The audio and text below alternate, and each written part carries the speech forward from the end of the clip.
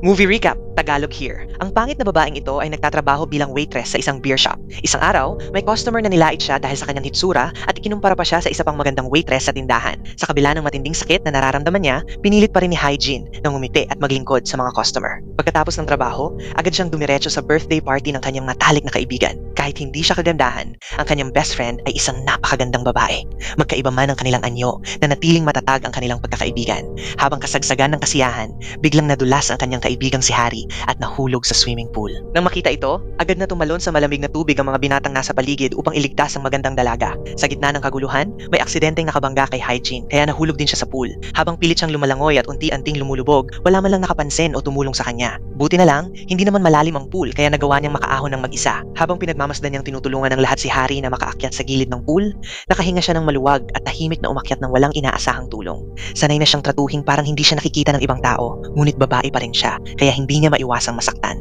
Tahimik na umalis si Hygiene sa party at naglakad pa uwi ng walang direksyon. Sobrang lungkot niya, ngunit wala man lang siyang maiyak. Dahil wala siyang taglay na kagandahan, napakahirap para sa kanya ang makibagay sa trabaho at sa buhay. Ngunit ang hindi alam ng lahat, dati siyang isang napakagandang babae na hinahangaan ng maraming tao. Siya rin ang unang pag-ibig na pinapangarap ng maraming binata. Noong nasa middle school pa siya, si Hygiene ang kinikilalang pinakamagandang estudyante sa kanilang paaralan. Ngunit hindi iyon naging dahilan upang lumaki ang kanyang ulo. Isang araw, may bagong estudyanteng lumipat sa kanilang klase. Dahil sa mataba nitong pangangatawan, ginawa siyang katatawanan ng buong klase. Tanging si Hygiene lamang ang naawa at hindi natuwa sa ginagawa ng mga kaklase nila. Pag-uwi, muli na namang binuli ng ilang estudyante ang bagong transfer na si Songjun.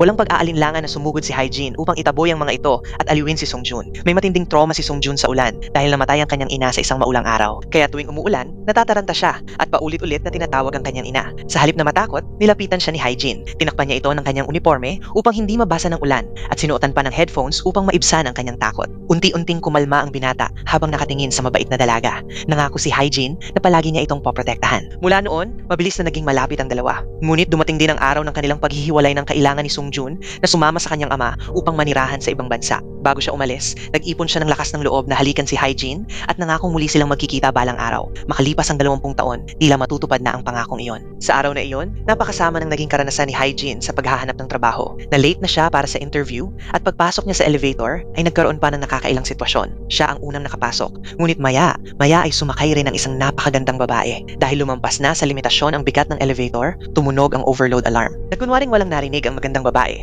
at walang sino man ang nagsalita. Dahil doon, napilitan si Hygiene na kusang lumabas ng elevator. Ngunit biglang may isang hindi kilalang lalaki na itinulak palabas ang magandang babae at pinapasok si Hygiene sa loob. Dahil dito, umabot siya sa kanyang job interview sa tamang oras. Sa interview, sunod-sunod ang tanong tungkol sa kanyang karanasan sa trabaho. Nagtaka rin ang interviewer kung bakit wala siyang pinagtagalang kumpanya ng lampas sa 3 buwan. Tapat namang sumagot si Hygiene. Anya, may boss siyang naaresto ng pulis at mayroon ding kumpanyang bigla na lamang nalugi. Dahil sa kanyang sobrang tapat na sagot, napatawa ang ibang aplikante. Maging ang interviewer ay napailing na lamang. Hindi pa man dumarating ang resulta ng interview sa email, alam na ni Hygiene na malamang ay hindi na naman siya matatanggap. Ngunit ng gabing iyon, naghintay pa rin siya ng anumang mensahe. Maya-maya, may natanggap siyang email mula sa isang taong tila si Songjun, ang dati niyang matabang kaibigan noong kabataan nila. Dahil sa hindi inaasahang mensaheng iyon, halos buong gabi siyang hindi mapakali sa sobrang saya. Kinabukasan ng gabi, puno ng pananabik siyang tumakbo, papunta sa lugar ng kanilang napagkasundo ang pagkikita. Pagdating niya, nakita niya ang isang matabang lalaki na nakaupo habang kumakain. Sa sobrang tuwa, agad niya itong nilapitan, tinapik sa balikat at masayang tinawag sa pangalan ng kanyang matalik na kaibigan. Hinawakan pa niya ang kamay nito at sinabing wala itong ipinagbago. Ngunit nagtaka lamang ang lalaki at tinignan siya ng may pagdududa. Tinanong siya nito kung sino siya at kung magkakilala ba talaga sila. Sa pagkakataong iyon, napagtanto ni Hygiene na mali ang taong napagkamalan niya. Biglang tumunog ang kanyang telepono. Si Songjun ang tumatawag. Kasabay nito, may isang gwapong lalaki ang lumapit sa kanyang harapan habang sumasagot din ang tawag. Laking gulat ni Hygiene nang mapansing eksaktong tumutugma ang bawat salitang sinasabi nito sa boses na naririnig niya sa kanyang telepono. Ang matabang batang si Songjun na kilala niya noon ay isa na ngayong napakagwapong lalaki. Dahil sa napakalaking pagbabagong iyon, tuluyang natulala si Hygiene. Para bang nanigas ang buo niyang katawan. Kumakaway na sa kanya ang gwapong lalaki.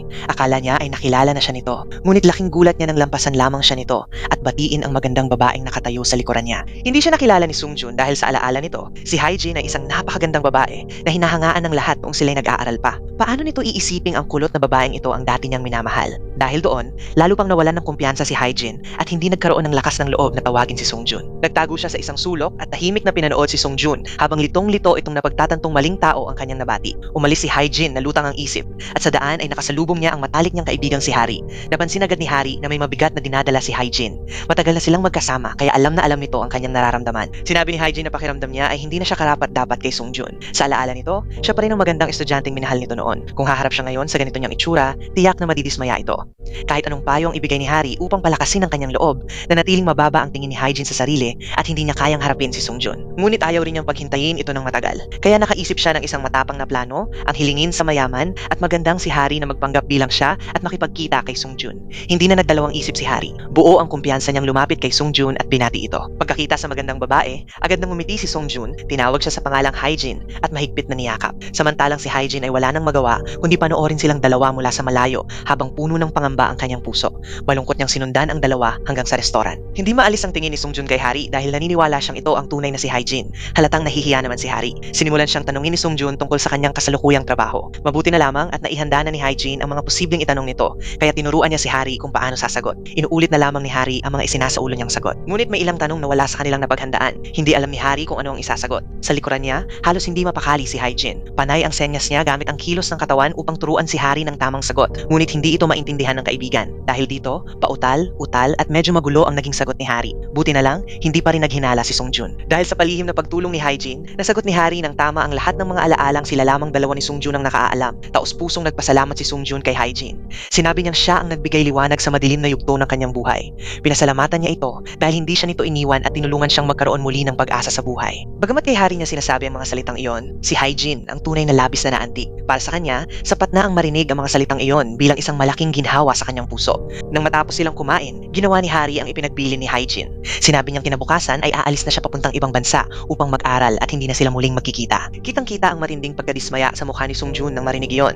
Ilang oras pa lamang niyang muling nakasama ang una niyang pag-ibig, ngunit kailangan na naman silang maghiwalay. Hindi niya iyon matanggap. Matapos magawa ang kanyang misyon, paalis na sana si Hari nang tawagin siya muli ni Songjun. Hiniling nitong hintayin siya ng 5 minuto. Mabilis itong tumakbo papunta sa isang tindahan upang bumili ng regalo. Maingat niya itong binalot sa isang kahon at iniabot kay Hari. Pagkatapos ay pinunasan niya ang kanyang mga kamay at inilahad ang mga ito upang makipagkamay sa kanyang unang pag-ibig sa huling pagkakataon. Ngunit sa halip, bigla niya itong niyakap ng mahigpit na para bang ayaw na niya itong pakawalan. Samantala, tahimik lamang na pinanood ni Hyejin ang lahat mula sa isang sulok. Puno ng lungkot ang kanyang mga mata habang dahan-dahan siyang umuwi. Pagdating nila, binuksan ni Hari ang regalong ibinigay ni Songjun. Isa pala itong payong. Hindi na nagulat si Hyejin dahil alam niya ang kahulugan nito. Ikinuwento niya kay Hari na noong bata pa sila. Minsan niyang pinayungan si Songjun gamit ang sarili niyang kapote at nangakong siya ang magiging payong na laging poprotekta rito. Marahil ngayon, nais naman ni Songjun na siya ang maging payong na magpoprotekta kay Hyejin. Ngunit alam niyang hindi na niya maaring tanggapin ang kaligayahang iyon. Pag-uwi, umupo si Hyejin sa harap ng kanyang computer at matagal na nag-atubili. Sa huli, pinili pa rin niyang burahin ang email ni Songjun kasabay ng pagbura sa maiikli. Ngunit napakahalagang alaala nilang nabuo sa araw na iyon. Kinabukasan, pagkagising ni Hyejin, agad niyang binuksan ang kanyang telepono at laking tuwa niya nang malaman na pumasa siya sa interview. Sa wakas, hindi na niya kailangang isipin na wala siyang silbi. Bitbit ang bagong kumpiyansa sa sarili, nagtungo siya sa kumpanya, handang ibigay ang kanyang buong makakaya sa trabaho. Ngunit, pagdating pa lamang niya sa opisina, labis na siyang nagulat. Ang deputy editor na makakasama niya sa trabaho sa mahabang panahon ay walang iba kundi si Songjun. Kapag pinagtagpo na talaga ng tadhana ang dalawang tao, tila wala ng paraan para makaiwas. Sa sobrang pagkabigla, natakpan ni Hyejin ang kanyang bibig at agad na nagtago sa labas upang hindi siya mapansin ni Songjun. Maya-maya, palihim siyang bumalik na parang magnanakaw at sumilip sa kanya sa pamamagitan ng salaming pinto. Kahit hindi siya nakilala ni Songjun, sapat na ang makita ito para kabahan siya ng husto. Agad siyang tumalikod at tumakbo. Sa pagmamadali niyang makatakas, sumakay siya sa elevator. Ngunit muntik na siyang atakihin sa puso nang makita niyang si Songjun pala ang nasa loob. Kanina pala, sa sobrang taranta niya, maling tao ang nakita niya. Biglang namatay ang ilaw sa elevator ng ilang sandali bago ito tuluyang huminto. Dahil dito, nanginig sa takot si Hyejin at paulit-ulit na kumatok sa pinto habang nagpapanik. Naiinis na si Songjun kaya hinila siya palayo. Kinuha ang kanyang name tag at binasa ng malakas ang pangalang Hyejin. Akala ni Hyejin ay nakilala na siya nito, ngunit gusto lang pala siyang pakalmahin. Naisip lang ni Songjun na kapangalan niya ang taong dati niyang kilala. Sa harap ng kanyang unang pag-ibig, mahigpit na napakagatlabi si Hyejin. Sumiksik siya sa isang sulok na parang dumikit na sa pader. Walang maintindihan si Songjun at inisip pa niyang baka may problema sa pag-iisip ang bago niyang empleyado. Sinubukan ni Hyejin na huwag makatawag ng pansin. Pati ang paghinga niya ay pinigil niya. Ngunit habang ginagawa niya iyon, lalo lamang nababahala si Songjun. Sa sobrang tagal niyang hindi humihinga, muntik na siyang himatayin. Naupo siya sa sahig habang hinihingal. Akala naman ni Songjun ay inaatake siya ng matinding takot sa dilim. Kaya ginawa niya ang minsang ginawa ni Hyejin para sa kanya noong bata pa sila. Iniabot niya rito ang kanyang headphones upang makinig ng musika. Umaasang makakatulong iyon para kumalma siya. Biglang bumilis ang tibok ng puso ni Hyejin. Gusto na sana niyang sabihin kay Songjun na siya mismo ang taong unang nagpatugtog ng kantang iyon upang aliwin siya noon. Ang unang pag-ibig na matagal nitong hinahanap ay ang taong nasa harapan niya mismo. Ngunit hindi niya nagawang magsalita. Huminto ang musika at bumukas ang elevator. Walang pag-aalinlangang lumabas si Songjun, samantalang si Hyejin ay hindi pa rin makabawi sa kanyang nararamdaman. Nagsimula na ang unang araw ni Hyejin bilang empleyado sa isang fashion magazine. Magkasama silang nagtrabaho ni Songjun, ngunit hindi niya maiwasang mailang sa tuwing magkasama sila. Habang abala sa isang photoshoot, masigasig na pinunasan ni Hyejin ang pawis ng modelo. Sa sobrang pagkaabala, hindi niya na malayang nadungisan ng bakas ng kanyang sapatos ang shooting area. Nang sawayin siya ng malakas ni Songjun, saka lamang niya napansin ang kanyang pagkakamali at paulit-ulit na humingi ng tawad. Tiningnan siya ni Songjun nang may pagmamaliit at walang pag-aalinlangang pinuna ang kanyang hindi profesional na paraan ng pagtatrabaho. Nasaktan at nainis si Hyejin, ngunit wala siyang nagawa kundi yumuko at manahimik. Sa sandaling iyon, gusto na lang niyang tumakbo palayo. Buti na lang, dumating ang editor-in-chief kaya napunta rito ang atensyon ng lahat. Inakala ni Hyejin na tapos na ang malas niyang araw. Ngunit napansin ng editor-in-chief na naglilinis siya at agad siyang tinawag. Sunod-sunod nitong pinintasan ang kulot niyang buhok. Sinabing mukha raw itong feather duster at walang anumang ganda. Matyaga namang ipinaliwanag ni Hyejin na natural ang kanyang kulot na buhok at hindi siya nagpapaperm. Narinig iyon ni Songjun at bigla siyang napatingin sa kanilang usapan. Naalala niyang kulot din ang buhok ng kanyang unang pag-ibig. Noon lamang niya nalaman ang lihim na iyon nang minsang maulanan sila. Sinabi noon ni Hyejin na kapag nababasa lang siya ng ulan, muling kumukulubot ang kanyang buhok. Kaya tulad ni Songjun, ayaw rin niya sa ulan. Ngunit sa kasalukuyan, kahit ipinaliwanag na ni Hyejin ang kanyang sitwasyon, hindi pa rin tumigil ang editor-in-chief sa pagpuna. Sinabi pa nitong napakaluma ng kanyang pananamit. Dahil dito, wala na naman siyang nagawa, kundi yumuko at manahimik. Nakakalungkot isipin na nagtatrabaho siya sa isang fashion magazine. Ngunit dahil sa tingin ng iba ay wala siyang kagandahan, palagi na lamang siyang inuutusan sa mabibigat na gawain. Pagkatapos ng isang buong araw na puno ng panlalait at pangmamaliit, isinakay siya ni Hari pa uwi. Ibinuhos ni Hyejin ang lahat ng sama ng loob tungkol sa nangyari sa unang araw niya sa trabaho. Habang inaalala niya ang lahat, pakiramdam niya ay hindi siya makahinga. Kaya itinaas niya ang kanyang mukha upang makalanghap ng sariwang hangin. Dumaan ang sasakyan ni Songjun. Samantala, umuwi naman si Songjun sa kanyang malaki, ngunit napakatahimik at walang lamang bahay. Dahil hindi pa rin niya makalimutan si Hyejin, sumulat siya ng liham para rito. Nang matanggap yun ni Hyejin, labis siyang natakot kaya agad siyang humingi ng tulong kay Hari. Agad na ipinadala ni Hari kay Songjun ang mga litratong kuha niya sa Europa at sinabing nag-enjoy siya sa kanyang biyahe. Nang mabasa ni Songjun ang mensahe, napangiti siya. Kapag tungkol sa kanyang unang pag-ibig, palagi siyang mahinahon at puno ng pagmamahal. Ngunit pagbalik niya sa kumpanya bilang deputy editor, ibang-iba ang kanyang ugali. Napakahigpit niya at agad niyang inatasan ang kanyang mga tauhan na mag-isip ng dekorasyon para sa ika-20 anibersaryo ng kumpanya. Gumamit pa siya ng maliit na hourglass upang limitahan ang oras ng pagsagot ng bawat isa. Ano man ang ipresinta ng mga empleyado, wala siyang nagustuhan. Walang ideyang nakumbinsi siya. Ang bawat salitang lumalabas sa kanyang bibig ay lalong naglalagay ng matinding pressure sa lahat. Isang simpleng pagtapak lang niya sa sahig ay sapat na para mataranta ang mga empleyado. Lalong kinabahan si Hyejin at hindi man lang niya namalayang siya na pala ang tinatawag upang magsalita. Dahil sa sobrang nervyos, nauutal siya at nasayang ang kanyang oras kaya agad siyang pinalabas ni Songjun sa meeting. Dahil sa matinding pagsita nito, buong araw na nanlumo si Hyejin. Hindi niya maiwasang titigan si Songjun at isipin kung kaya ba siya nito minamaliit ay dahil pangit siya. Sa pulong, walang awang pinunit ni Songjun ang mga magazine mock-up na buong sipag na ginawa ng mga empleyado, dahilan upang labis silang madismaya. Para sa kanila, isa lamang siyang taong galing sa Amerika na walang alam sa estilo ng Korea, ngunit kung makapuna ay wagas. Pero pagdating ng uwian, kabaligtaran ang ipinakita niya. Inilapag niya ang kanyang credit card sa harap ng mga empleyado at sinabi na mag-enjoy silang lahat at siya na ang sasagot sa lahat ng gastos. Siyempre, natuwa ang lahat. Ang totoo, hindi naman talaga mayabang o mapangmata si Songjun. Ang dahilan ng kanyang pagiging mahigpit ay dahil malapit nang ipasara ng headquarters sa Amerika ang sangay ng magazine sa Korea. Ipinadala siya roon upang iligtas ang branch. Kung makakaabot lamang sa pwestong number 1 ng magazine sa loob ng isang buwan, babawiin ng headquarters ang desisyon nitong ipasara ang opisina. Kaya naman todo pressure ang ginagawa niya upang mailabas ang tunay na potensyal ng kanyang mga editor. Isang araw, habang gumagawa si Hyejin ng mga karaniwang utos sa opisina, aksidente siyang nabunggo at napasubsob sa bisig ni Songjun. Biglang bumilis ang tibok ng kanyang puso. Nauutal siyang nagpasalamat, ngunit nang mapansing hindi pa rin siya nakakatayo. Bigla siyang binitawan ni Songjun kaya muli siyang bumagsak sa sahig. Sinabihan pa siya nitong may problema ang kanyang isip at mga mata bago tuluyang sumakay sa elevator at umalis.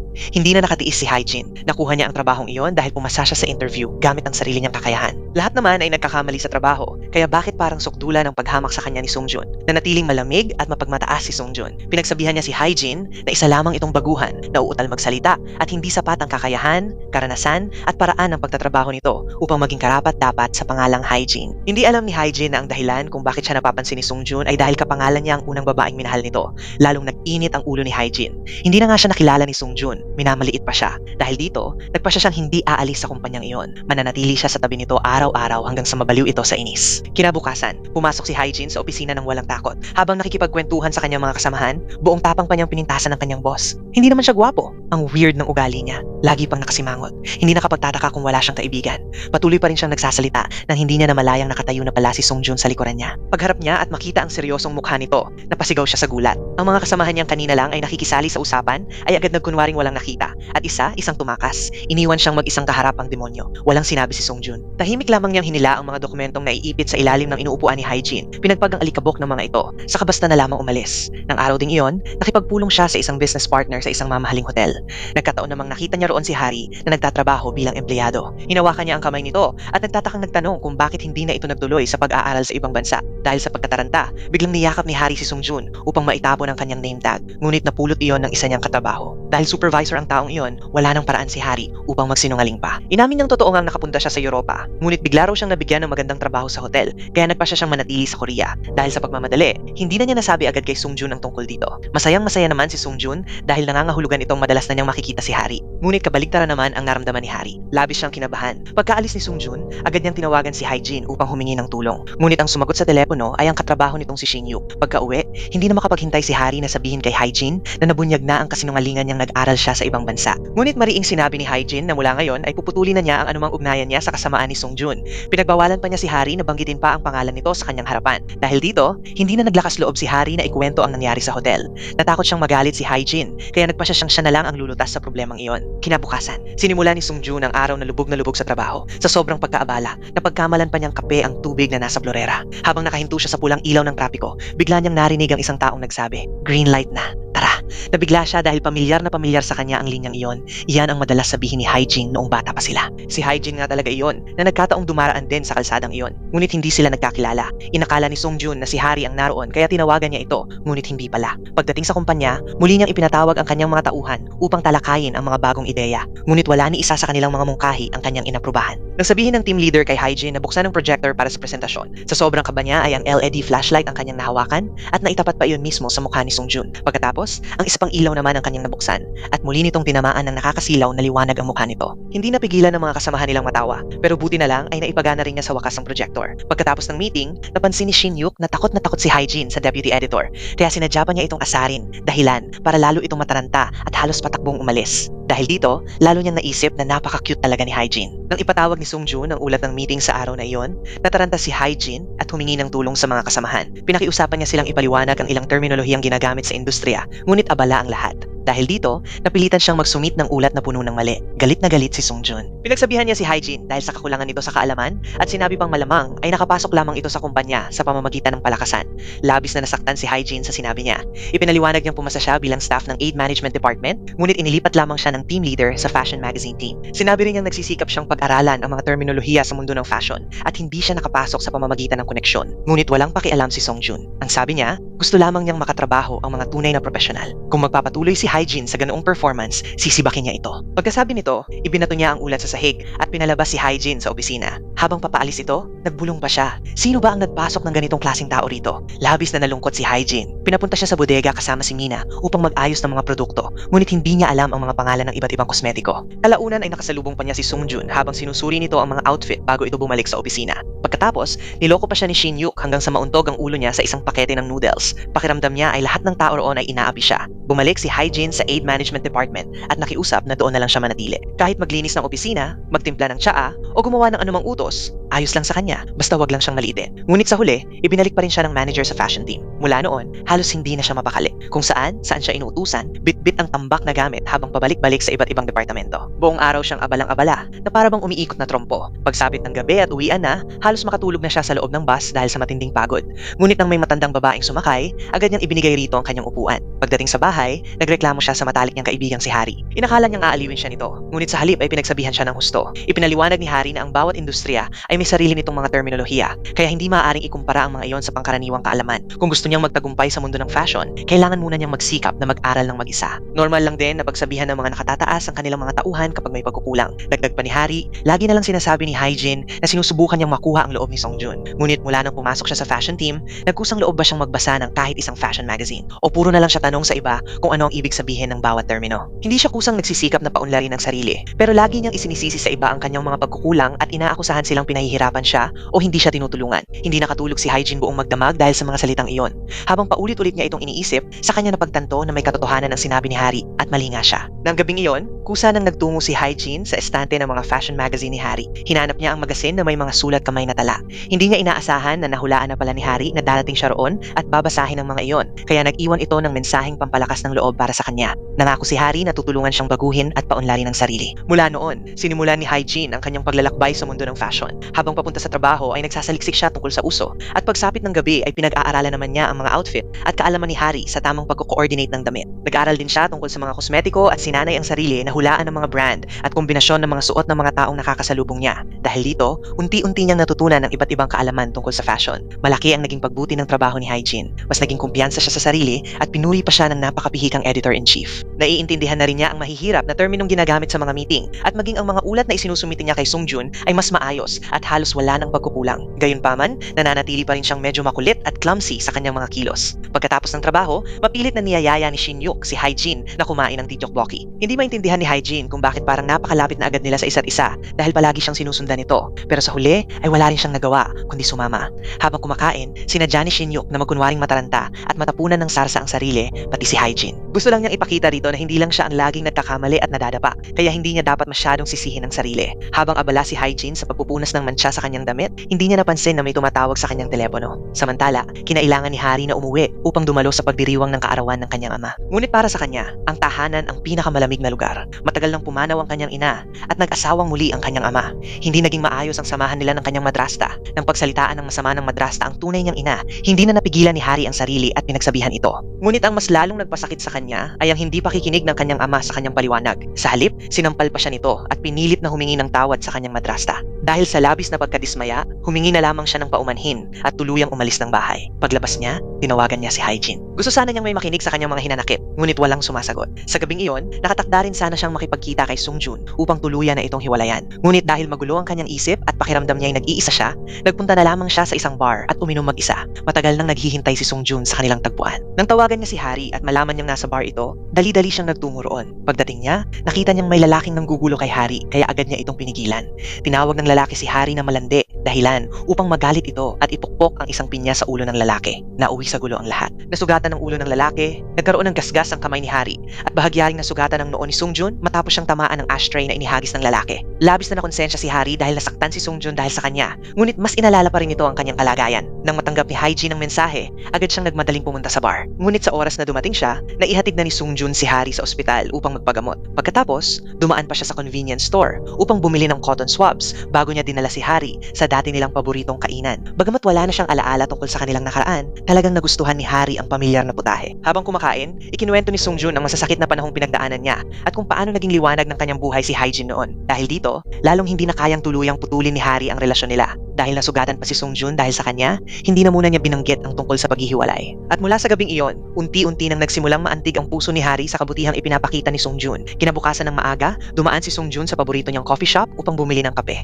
Sa pagkakataong ito, maingat nang inalis ng waiter ang florera ng bulaklak bago pa siya makainom. Paalis na sana siya nang hindi sinasadyang makita ang talaarawan ni Hyejin. Naiwan pala iyon ng nakababatang kapatid nito sa coffee shop. Nagkataon namang dumating din si Hyejin upang sunduin ang kanyang kapatid.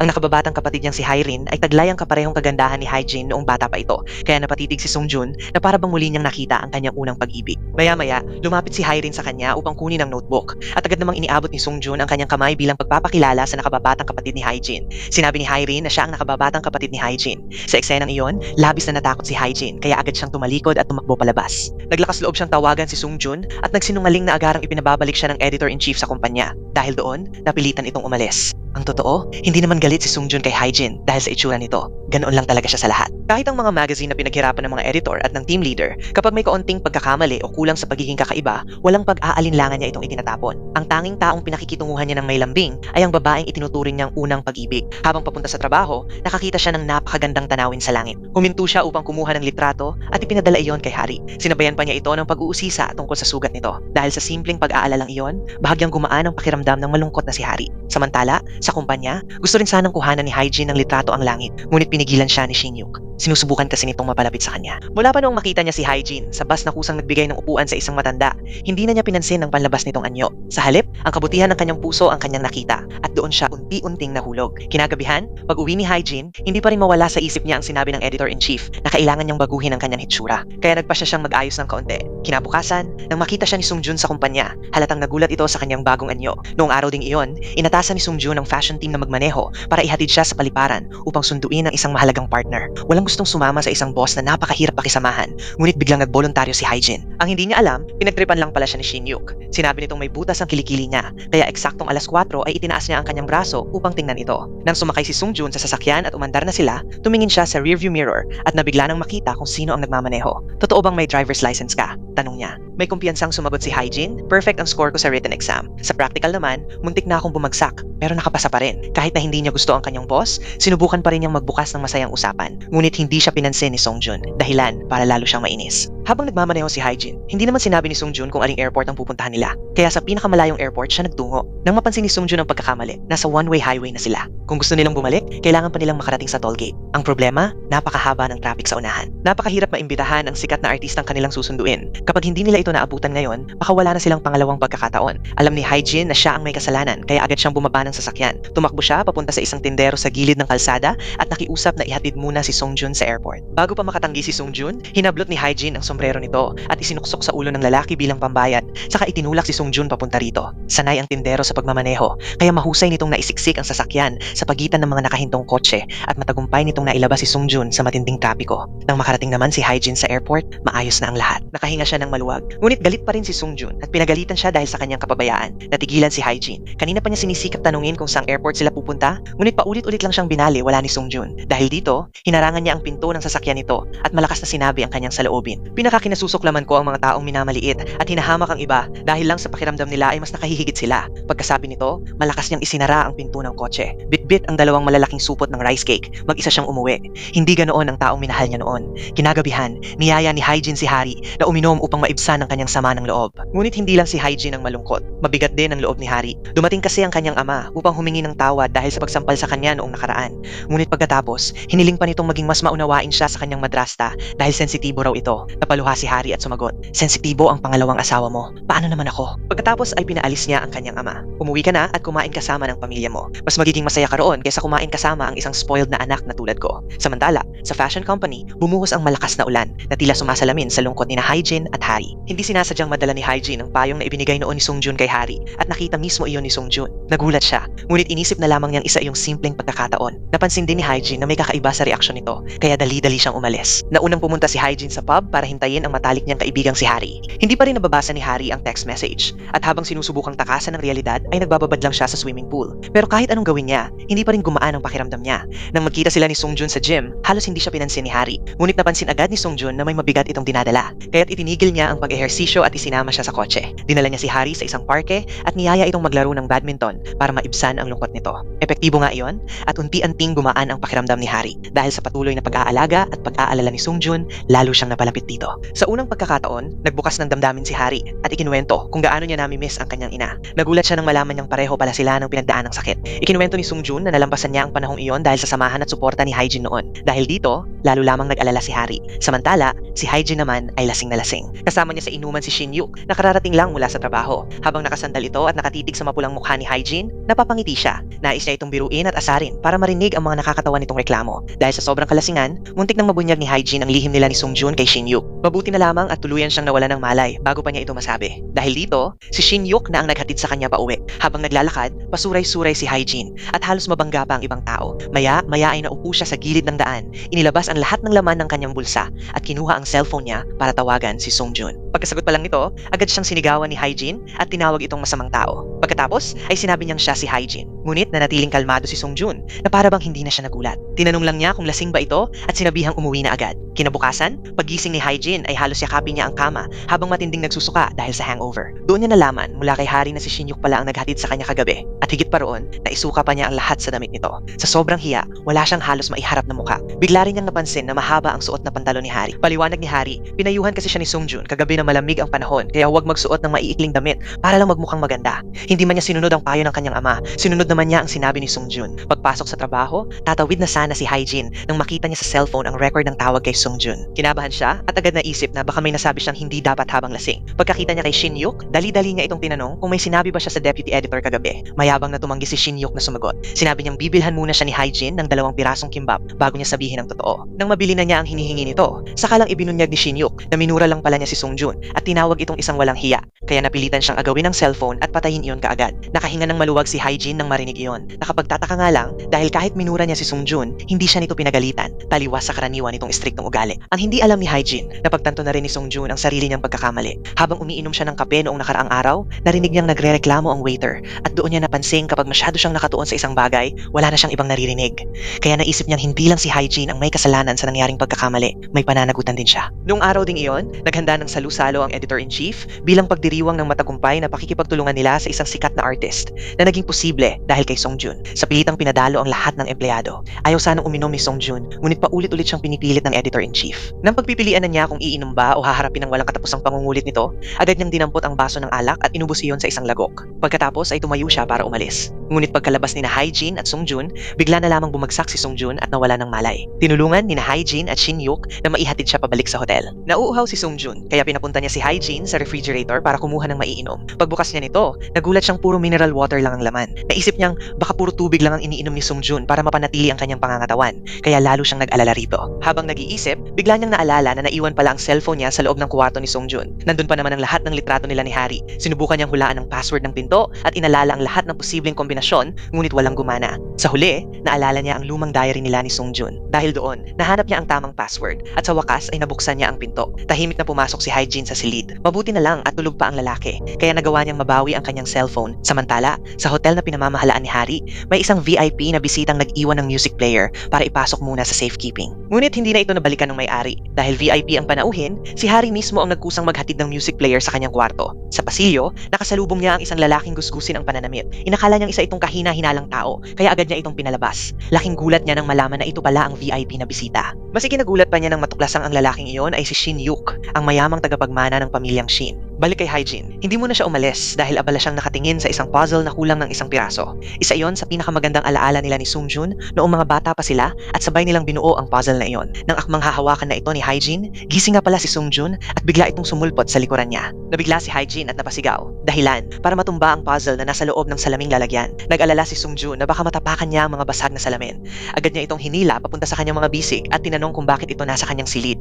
Inakala niyang sinadya ni Hae-jin na sirain ang kanyang larawan bilang paghihiganti sa nangyari noong isang araw sa paliparan. Mariing itinanggi iyon ni Hae-jin. Yumuko siya upang pulutin at linisin ang mga nabasag, ngunit hindi siya pinayagan ni Songjun na hawakan ang mga ito. Ipinaliwanag ni Hae-jin na sila ni Shin Yuk ang nag-uwi sa kanya, ngunit hindi siya pinaniwalaan ni Songjun dahil silang dalawa lang ang nasa silid noong mga sandaling iyon. Wala na ring saysay ang patuloy na pagpapaliwanag, kaya napilitan na lamang si Hae-jin na umalis. Ngunit paglabas niya, napansin niyang mali ang sapatos na suot niya. Sapatos pala iyon ni Songjun, kaya wala siyang ibang magawa kundi bumalik. Ngunit isinara na ni Songjun ang pinto. Maya-maya, ibinalik na lamang nito ang sapatos ni Hae-jin na isinabit pa sa sanga ng puno. Nahihiyang ibinalik naman ni Hae-jin ang sapatos ni Songjun. Hindi niya mapigilang pagsabihan ito. Sinabi niyang isa itong malaking lalaki, ngunit isang baso lang ng alak ang nainom ay nalasing na agad. Bigla namang binuksan ni Songjun ang pinto at nagbantang hahabulin siya nito. Nang araw ding iyon, naghahanda ng masarap na pagkain ng mga magulang ni Hae-jin, kaya dumalaw si Hari upang makisalo. Para na rin kasi nila itong tunay na anak. Pagkatapos kumain, bumalik si Hae-jin sa kanyang silid at muling naghalungkat ng mga lumang gamit. Habang nag-aayos, hindi niya inaasahang makita ang nawawalang piraso ng puzzle na itinago sa loob ng isang aklat na isinulat sinulat pa niya noong bata siya. Biglang nanumbalik sa kanya ang masasayang alaala ng kanilang kabataan. Si Sungjun mismo ang nagbigay noon sa kanya ng hugis payong na piraso ng puzzle. Nangako siyang sa oras na muli silang magkita, magiging payong siya na poprotekta sa kanya habang buhay. Ngunit ngayon, nagbago na ang lahat. Isa sa kanila ang hindi na naglakas loob na magsabi ng katotohanan, at ang isa naman ay hindi na siya nakilala. Habang pauwi, nakatanggap si Haejin ng tawag mula sa isa niyang katrabaho. Nakiusap itong puntahan niya ang opisina at tapusin ang ulat para sa kanya dahil abala raw ito sa kanyang beauty routine. Dahil mabait, pumayag agad si Haejin, bagay na ikinainis ni Hari at halos gusto na niya itong batukan. Nang matapos ang kanyang trabaho, naisipan ni Haejin na silipin ang opisina ni Sungjun dahil sa matinding pag-uusisa. Sa malas, aksidente niyang nabali ang braso ng isang manekin. Hindi rin niya inaasahang darating si Sungjun ng gabing iyon, kaya sa sobrang takot ay nagtago siya sa loob ng aparador. Habang nagtatago, hindi niya sinasadyang marinig ang isang mahalagang usapan. Nalaman niyang malapit nang ipasara ang Most Korean magazine kapag hindi nito napataas ang performance nito. Doon niya naunawaan kung bakit palaging mahigpit at mataas ang mga hinihingi ni Sungjun sa buong staff. Maingat man siyang kumilos, nahuli pa rin siya ni Sungjun. Nangako si Haejin na hindi niya ipagsasabi ang lihim na kanyang narinig, kaya pinayagan na rin siyang umalis. Habang pinagmamasdan ng inosenteng dalaga, naisip ni Sungjun na hindi ito ang tipo ng taong magsisiwalat ng sikreto. Samantala, hindi naman namalaya ni Haejin na nahulog pala sa harap ng pinto ng opisina nito ang piraso ng puzzle na matagal na niyang iniingatan. Pagkatapos, nagtungo si Sungjun sa gym at doon ay nakasalubong niya si Hari na katatapos lamang mag-ehersisyo. Ayaw pa sana siyang iwan ni Hari, kaya nagsinungaling siyang kararating lang niya roon. Pagkatapos ng workout, inihatid niya si Sungjun pa uwi. Bago pumasok si Sungjun sa kanyang bahay, napansin niyang natanggal ang isang pilikmata ni Hari. Maingat niya itong pinulot at ipinaalala ang dati nilang ginagawa noong mga bata pa sila, ang humiling ng isang kahilingan kapag may nalaglag na pilikmata. Napatawa si Hari, ngunit kasabay nito ay lalo rin siyang nabalisa. Pagka-uwi, bigla siyang nakonsensya. Ginagamit niya ang pagkakakilanlan ni Haejin upang mapalapit sa kanyang unang pag-ibig. Kinabukasan, magkasabay na pumasok sa trabaho sina Haejin at Sungjun. Gaya pa rin ng dati, kapag berde na ang ilaw ay agad na siyang umaalis. Ngunit sa pagkakataong ito, napansin na siya ni Sungjun. Pagdating sa opisina, natuklasan ni Haejin na may naihulog siyang piraso ng puzzle malapit sa opisina ni Sungjun. Natakot siyang makita ito ni Sungjun, kaya kinailangan niya itong mahanap agad. Gumapang pa siya sa sahig, dahilan upang magulat ang kanyang mga katrabaho. Ngunit huli na ang lahat, natapakan na pala ni Sungjun ang piraso ng puzzle habang papasok sa kanyang opisina. Agad namang nagboluntaryo si Haejin na maghatid ng mga dokumento. Pagdating sa opisina ni Sungjun, nagpanggap siyang nahulog ang kanyang ballpen upang makayuko. Ang totoo, sinusubukan niyang alisin ang piraso ng puzzle na dumikit sa talampakan ng sapatos ni Sungjun. Ngunit panay ang galaw ng paa nito. Maya-maya, yumuko si Sungjun at ikinagulat iyon ni Haejin. Agad niya itong pinalabas ng opisina. Hindi na muling lumabas si Sungjun hanggang tanghali. Nang lumabas siya, nahulog din sa wakas ang piraso ng puzzle. Ngunit bago pa niya ito mapansin, mabilis na lumapit si Shin-yuk, niyakap siya bilang kunwari ipagbate at palihim na kinuha ang piraso ng puzzle. Lumabas na narinig ni Shin-yuk kanina si Haejin na inilalarawan ang nawawalang piraso sa janitress. Noong nakaraang gabi naman, hindi sinasadya niyang nalaman ang pagkakakilanlan ng unang pag-ibig ni Haejin, kaya tinulungan niya itong ilihim ang katotohanan kay Sungjun. Bilang pasasalamat, inimbitahan ni Haejin si Shin-yuk na kumain ng samgyupsal. Pumayag pa siyang maging tagagulong ng karne nito habang nag-iihaw. Samantala, nasa practice room si Hari at inaabangan ang pagdating ni Sungjun. Hindi niya namalayang unti-unti na pala siyang nahuhulog ang loob dito. Ngunit hindi ito dumating, kaya napilitan na lamang siyang umalis. Dumaan siya sa convenience store upang bumili ng ilang gamit at nagkataong nakasalubong niya si Shin-yuk. Sa kabila ng pagiging mayaman nito, kulang pala ang dala niyang pera para mabayaran ng instant noodles. Bilang paghingi ng tawad dahil napagkamalan niya itong palaboy noong isang araw, si Hari na ang nagbayad. Habang pinapanood niya si Shin-yuk na walang pakialam kung paano kumain ng noodles, pinintasan niya ito. Ngunit ilang sandali lang, napagtanto niyang ganoon din pala siya kung kumain. Napakomento pa siya kung gaano kasarap ang noodles. Maya ay tumawag si Haejin. Nagkasundo silang sabay na umuwi. Akala ni Hari ay magkikita silang tatlo. Ngunit nakabalik na pala si Shin-yuk sa hotel bago pa dumating si Haejin. Samantala, hindi na makabalik si Hari sa dati niyang pamumuhay. May isang lalaking nanliligaw sa kanya, isang uri ng lalaki na dati niyang pangarap. Ngunit ngayon, nakakadiri na ito para sa kanya. Ang nais na lamang niya ay isang simple at tapat na pagmamahal. Isang taong makakasalo sa pagkain at mapagsasabihan ng kanyang nararamdaman. Hindi ang marangyang mga party na ipinagmamalaki ng lalaking iyon. Habang nasa biyahe, nasilayan niya ang anyo ni Sungjun. Agad siyang bumaba ng sasakyan at hinabol ito. Ngunit bigla niyang naalala na isa lamang siyang nagpapanggap. Wala siyang karapatang mahalin si Sungjun. Malungkot siyang nagtungo kay Shin-yuk. Tinanong niya ito kung paano makalimutan ng isang taong hindi naman maaaring maging kanya. Pagkatapos ay nakiusap siyang magpanggap itong kanyang nobyo at mag-propose sa harap ng lalaking nanliligaw sa kanya upang tuluyan na siyang tantanan nito. Ngunit buong gabi silang naghintay at hindi pa rin dumating si Sungjun. Sa daan kasi ay nadatnan niya ang isang aksidente sa sasakyan. Malakas pa ang ulan, kaya muli niyang naalala ang kanyang ina at nagsimulang lamunin ng matinding takot. Dahil sa sobrang pagkataranta, hindi na niya makontrol ang sasakyan. Gusto niyang bumaba at tumakbo ng mabilis, ngunit nang hina ang buo niyang katawan hanggang sa bumagsak siya sa gitna ng kalsada. Sakay naman ng bus si Hyjin at nang makita niya ang nangyari, labis siyang nag-alala. Hindi niya inisip ang sariling panganib. Agad siyang tumakbo upang bigyan ng kapote si Sungjun habang patuloy itong pinalalakas ang loob. Habang nakatingin si Sungjun sa pangit na dalagang nasa kanyang harapan, tila nag-overlap ang imahe nito sa alaala ng kanyang unang pag-ibig. Inalalayan siya ni Hyjin hanggang sa waiting shed sa gilid ng kalsada. Paulit-ulit siyang pinapaalis ni Sungjun, ngunit nagpumilit si Hyjin na tumawag ng taxi upang maihatid ito pa uwi. Bago pa siya tuluyang makaalis, tumawag si Hari kay Sungjun. Doon niya na lamang nawala na pala ito ng malay sa loob ng taxi. Mabilis niyang ipinaliwanag ang sitwasyon kay Shin-yuk at dali-daling umalis. Pagdating ni Hari sa bahay ni Sungjun, agad siyang kumatok sa pinto. Mahinang binuksan iyon ni Sungjun at pagkakita sa kanya ay bumagsak ito sa kanyang mga bisig. Lumaki si Hari bilang isang mayamang dalagang laging pinaglilingkuran ng iba. Ngunit para sa taong mahal niya, sinubukan niyang magluto ng lugaw kahit napakabihira niyang magluto at napaka-clumsy pa niya. Nang bahagyang bumuti ang pakiramdam ni Sungjun, nilapitan niya si Hari at tinanong kung bakit ito naparoon at kung may kailangan pa ito. Sa sandaling iyon, biglang ayaw na ni Hari na magpaalam. Nagdahilan na lamang siyang ibabalik ang hiniram nitong polo. Natapos niyang lutuin ang lugaw, ngunit nakatulog na muli si Sungjun. Kasabay nito, humingi rin ng tulong si Hyjin kay Shin-yuk. Nakiusap siyang siya na ang maghatid ng lugaw kay Sungjun kapalit ng pagtupad niya sa tatlo nitong kahilingan ng walang anumang pagtutol. Dahil pabor na pabor sa kanya ang alok na iyon, agad namang pumayag si Shin-yuk. Dinala ni Shin-yuk ang lugaw sa hotel na tinutuluyan ni Sungjun, ngunit nagtaka ang gwardya dahil napagkamalan siyang isang escort boy. Pagdating niya sa pintuan ng kwarto, nasalubong niya si Hari. Ipinaliwanag nito na may sakit ang kaibigan niya, kaya siya na lang ang bahalang magdala ng lugaw. Hindi na nag-isip pa si Shin-yuk. Pumunta siya sa kwarto ni Sungjun at ginamit ang room key card na naiwan mula noong nakaraang araw upang buksan ang pinto. Pagpasok niya, nakita niya ang garapong puno ng mga piraso ng puzzle at agad niyang naunawaan ang sitwasyon. Habang nakahiga si Sungjun at halos walang malay dahil sa lagnat, isiniwalat ni Shin-yuk ang tunay na pagkakakilanlan ni Hyjin. Pagkatapos, itinapon niya ang mangkok ng lugaw na niluto ni Hari na napakaraming suka at pinalitan iyon ng lugaw na ipinadala ni Hyjin. Balak na sanang umuwi ni Shin-yuk, ngunit nang makita niyang napakataas pa rin ang lagnat ni Sungjun, nagpasya siyang manatili muna at alagaan ito. Kinabukasan, nagising si Sungjun at laking gulat nang makita niyang may isang lalaki sa loob ng kanyang kwarto. Ipinaliwanag ni Shin-yuk na si Hyjin ang nagpasuyo sa kanya na alagaan siya at hindi siya basta nalang pumasok. Dahil biglaan ang pagpunta niya, wala siyang dalang pamalit na damit, kaya pansamantala niyang hiniram ang underwear ni Sungjun at ibabalik din niya ito agad. Nang marinig iyon, kinilabutan si Sungjun at agad nalang ibinigay sa kanya ang underwear. Makalipas ang ilang sandali, nag-text si Sungjun kay Hari upang pasalamatan ito sa lugaw. Akala niya kasi si Hari ang nagluto nito para sa kanya matapos silang maulanan noong nakaraang araw. Samantala, nagkasakit naman si Hyjin at pumasok pa rin sa trabaho. Dahil sa matinding sipon, bawat pagbahing niya ay ikinagugulat ng mga katrabaho. Nang makita iyon ni Sungjun, nakaramdam siya ng matinding pagkakasala. Alam niyang siya ang dahilan kung bakit nagkasipon si Hyjin. Naalala rin niyang sinalag siya nito sa ulan kahapon. Dahilan upang maramdaman niyang para bang muli niyang nakasama ang kanyang unang pag-ibig. Agad siyang pumunta sa botika upang bumili ng gamot sa sipon. Pagbalik niya sa opisina, balak sana niyang ibigay iyon kay Hyjin. Ngunit nang may makitang paparating na mga empleyado, mabilis niyang itinago ang gamot at nagkunwaring may ibang pupuntahan. Pinipilit pa rin niyang panatilihin ang imahe niyang malamig at mahirap lapitan bilang Deputy Editor-in-Chief. Nang sa wakas ay lakasan na niya ang loob na ibigay ang gamot kay Hyjin. Naunahan na siya ni Shin-yuk. Walang pag-aalinlangang nilagyan nito si Hyjin ng fever patch at binigyan pa siya ng cute na maskarang may mukha ng pusa. Dahil hindi na ibigay ni Sungjun ang gamot, napuno siya ng inis. Sinermonan niya si Hyjin dahil hindi pa nito na ibibigay ang report at sa sobrang pagkainis ay itinapon na lamang niya ang supot ng gamot. Pagsapit ng tanghali, niyaya ni Sungjun si Hari na sabay silang kumain bilang pasasalamat sa lugaw. Muli na namang umulan at doon niya napansing hindi pala takot sa ulan si Hari tulad ng kanyang unang pag-ibig. Sa halip, tila gusto pa nito ang ulan. Ipinaliwanag ni Hari na noong bata pa siya, madalas siyang makipaglaro sa ulan kasama ang kanyang ina.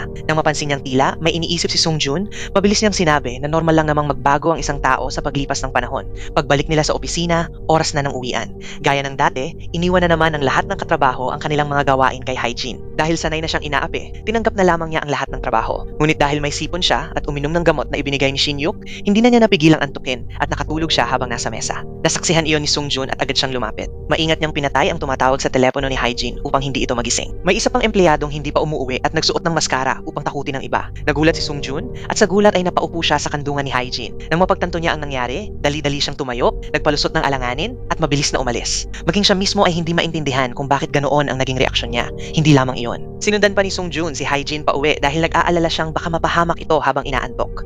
Nang makita niyang sumakay ito sa bus, sumakay rin siya sa parehong bus at umupo sa tabi nito.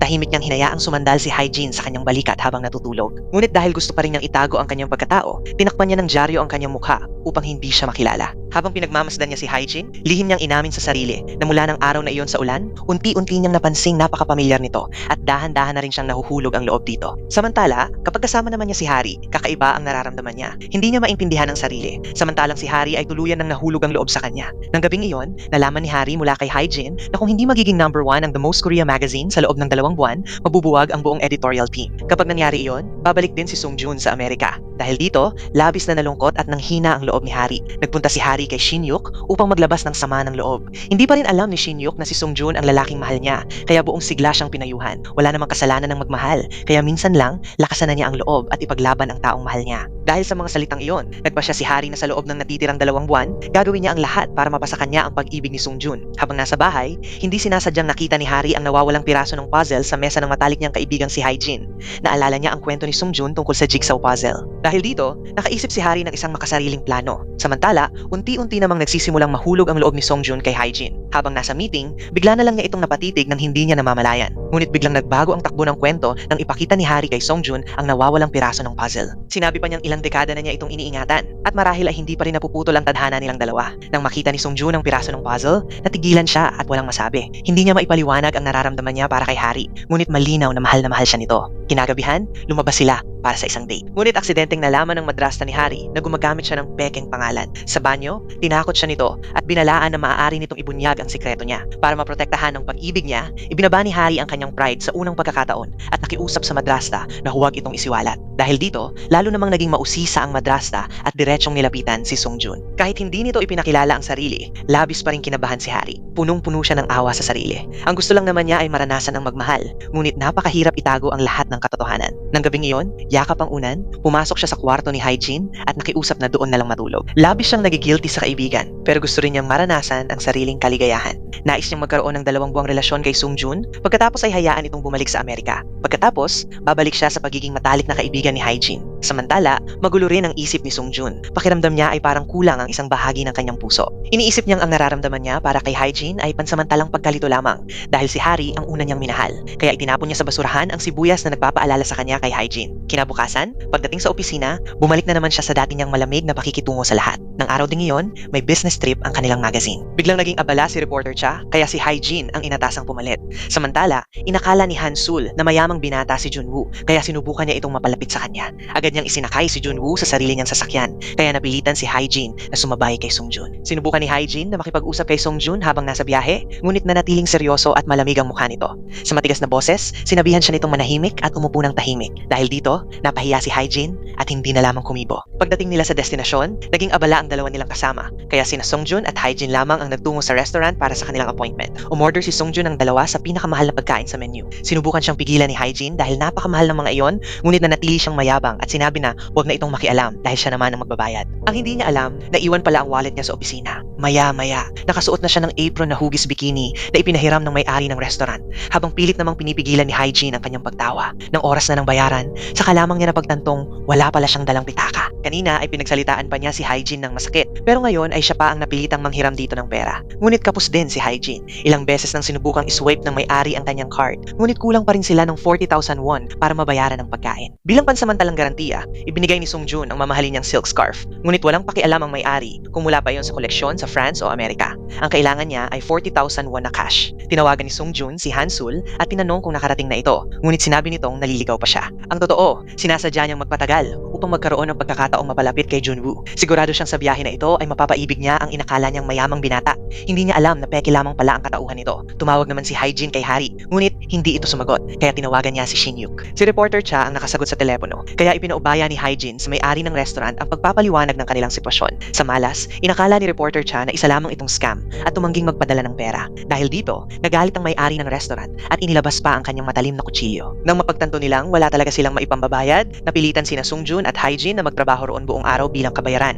Kaya mula sa isang gwapo at kagalang-galang na deputy editor-in-chief, napunta si Sung-jun sa pagsusuot ng violet na pantalon at maayos na birding polo habang naglilinis ng dumi ng baka. Habang nagtatrabaho sila, hindi sinasadyang nagkabungguan silang dalawa ni Hae-jin at sabay pang natumba sa tambak ng dumi ng baka. Gustong-gusto nang umalis ni Sung-jun, pero hindi siya pinayagan ng mataray na matandang babae na tila nanlilisik ang mga mata. Kaya buong araw siyang napilitang magtrabaho kasama si Hae-jin na parang tunay na mga magsasaka. Sa wakas, natapos din ang kanilang gawain. Humiga sila sa isang kahoy na tabla para magpahinga. Napakaganda ng kalangitan noong araw na iyon, o marahil mas naging maganda lang ito dahil sa pagod na kanilang pinagdaanan. Habang ninanamnam ang katahimikan, napagtanto ni Hyjin na talagang may saysay ang buhay. Bigla niyang naalala na nawawala pala ang kanyang employee ID. Hindi niya namalayang nahulog pala iyon kanina sa ilalim ng tambak ng dumi ng hayop. Sinabi ni Songjun na maaari naman siyang magpagawa ng bago, pero para kay Hyjin, napakahalaga ng unang employee ID na nakuha niya sa magasin. Agad siyang tumakbo pabalik sa kulungan para hanapin ito, pero kahit anong paghahanap ay wala siyang makita. Maya-maya, nagulat siya nang biglang iabot ni Songjun ang ID sa harap ng kanyang mukha habang nakatingin sa kanya ng may pag-aalala. Hindi pala nito natiis na makita siyang malungkot. Takot man sa dumi ng hayop, hinanap pa rin niya ang ID para kay Hyjin. Doon lang napagtanto ni Hyjin mula sa sinabi ng may-ari ng bukid na ang boss na lagi niyang inaakalang malamig at masungit ay handang magsakripisyo ng ganoon kalaki para sa kanya. Habang pauwi sila, ikinuwento niya kay Songjun kung bakit napakahalaga ng ID na iyon. Dahil iyon ang unahang ID na may nakasulat na pangalan niya bilang opisyal na empleyado ng isang malaking kumpanya. Maaring ordinaryong card lang iyon para sa iba, pero para sa kanya, isa iyong napakalaking tagumpay. Ikinuwento rin ni Songjun ang bagay na pinakamahalaga sa kanya, ang puzzle na hindi sinasadyang nasira ni Hyjin noon. Para sa ibang tao, isa lang itong puzzle na kulang ng huling piraso. Pero para sa kanya, isa itong alaalang mas mahalaga pa kaysa ginto. Labis na naantig si Hyjin sa narinig. Ngunit ilang sandali lang, biglang iniabot ni Songjun ang kanyang kamay at humingi ng kabayaran para sa nasirang puzzle, dahilan para mabigla siya ng husto. Ang misyon nilang ito ay tatagal ng 2 araw at 1 gabi upang pumili ng lokasyon para sa proyekto. Samantala, sa kumpanya, tinawagan ni Shinyuk si Junyu at doon niya nalaman na naligaw sila ni Hansul. Kaya naisip niyang magkasama ngayon sina Hyjin at Songjun. Hindi niya mapigilang isipin ang posibilidad na lalo silang maging malapit sa isa't isa. Tinawagan din ni Hari sina Songjun at Hyjin at nalaman niya ang sitwasyon. Hindi niya inaasahan, pero bigla siyang nakaramdam ng selos at pag-aalala. Sa kabilang banda, pinag-uusapan ni Hyjin at Songjun kung aling direksyon ang pipiliin nila at kung ano ang pakiramdam ng maglakbay ng mag-isa. Hindi inaasahan ni Songjun na eksaktong mahuhulaan ni Hyjin ang nararamdaman niya, ang matinding pag-iisa at ang pagnanais na sumulat sa isang taong mahalaga sa kanya. Dahil dito, unti-unting nagbukas ng damdamin si Songjun. Ikinuwento niya ang panahon noong mag-isa siyang namuhay sa Amerika. Kahit madalas siyang binubuli, nagawa pa rin niyang magpatuloy dahil sa mga liham ng suporta mula sa kaibigan niya sa Korea. Ngunit isang araw, bigla na lamang tumigil ang pagdating ng mga liham. Matagal siyang nasaktan at hindi makamove on sa nangyari. Tahimik lang na nakinig si Hyjin. Wala siyang masabi. Sa halip na pag-usapan pa iyon, tumakbo na lang siya papunta sa tabing dagat upang maglaro. Palihim namang kinukuhanan siya ng litrato ni Songjun. Ngunit nang mahuli siya, agad siyang umiwas ng tingin dahil sa hiya. Maya-maya, tahimik na lang niya itong pinagmamasdan mula sa malayo. Habang magkasama silang kumakain, hindi na rin namalayan ni Songjun kung kailan siya unti-anting naging komportable sa babaeng dati niyang minamaliit. Kilala nito ang kahoy na puzzle at maging ang himig ng awiting siya lang at ang kanyang unang pag-ibig ang dapat na nakaalam. Napakasarap ng kanilang pag-uusap. Para bang 2 taong matagal nang magkakilala at muling nagtagpo matapos ang napakahabang panahon. Hindi nila namalayang gabi na pala. Kinailangan pa silang paalalahanan ng maayos ng mga empleyado ng tindahan na magsasara na ito. Kaya saka lamang sila natauhan at lumabas sa sarili nilang mundo. Matapos ang mahabang kwentuhang iyon, lalo pang gumalang si Songjun kay Hyjin. Hindi rin niya inakalang magagawa niyang ikwento rito ang sakit na matagal na niyang kinikimkim. Isang kwentong hindi niya kailanman na ikwento kahit kay Hari, na inaakala pa rin niyang siya ang kanyang unang pag-ibig. Masaya namang napagtanto ni Hyjin na hindi naman talaga nawala ang mabait at matabang kaibigan na nakilala niya noon. Nagbago lamang ito dahil napilitan itong maging matatag at harapin ang buhay ng mag-isa. Dahil dito, gusto na sana niyang sabihin kay Songjun ang kanyang tunay na pagkakakilanlan. Gusto niyang sabihin na siya ang taong matagal nang nagbibigay sa kanya ng lakas at ipaalam na hindi ito nag-iisa sa mundong ito. Ngunit bago pa man niya mabuksan ang kanyang bibig, biglang dumating si Shinyuk. Natatakot siyang may mangyari sa dalawa habang magkasama sila, kaya dali siyang sumulpot na may dalang backpack upang maging third wheel at siguraduhin hindi sila magkakalapit. Dahil inis na inis si Songjun kay Shinyuk, agad siyang umalis. Pero nang marinig niyang niyayaya nito si Hyjin na uminom, bigla siyang nagbago ng isip at sumama rin sa kanila. Pagdating sa inuman, walang tigil sa pagkukwento si Shinyuk at ang paborito niyang paksa ay underwear. Nagmamadaling umalis si Shinyuk ngayong araw, kaya nakalimutan niyang magdala ng underwear. Dahil dito, muli siyang nanghiram ng underwear ni Songjun na labis na ikinawalang gana ni Songjun, habang si Hyjin naman ay hindi napigilang matawa. Ngunit sa kung anong dahilan, sinasadya ni Shinyuk na maging malapit kay Hyjin para pagselosin si Songjun. Kahit naiinis na siya, napilitan pa ring magkunwaring kalmado si Songjun at wala siyang magawa. Nang maghulog si Shinyuk ng peking gagamba sa kamay ni Hyjin at mapasigaw ito sa takot, hindi na nakapagpigil si Songjun. Hinampas niya si Shinyuk sa ulo kaya nahilo ito. Ngunit dahil nakainom siya ng beer, bahagyang nahimasmasan si Songjun bago tuluyang mawalan ng malay. Dahil dito, muli siyang binuhat ni na Shinyuk at Hyjin pabalik sa kanyang silid. Habang binabantayan ni Hyjin si Songjun, pumasok si Shinyuk sa kwarto. Nadiskubre niyang palihim na kinuhanan ni Songjun ng litrato si Hyjin. Dahil dito, sumama ang loob niya, kaya nag-jogging siya para maibsan ang nararamdaman. Pagkatapos ng business trip, bumalik silang lahat sa kumpanya. Nagulat ang lahat ng maging mas palakaibigan si Songjun.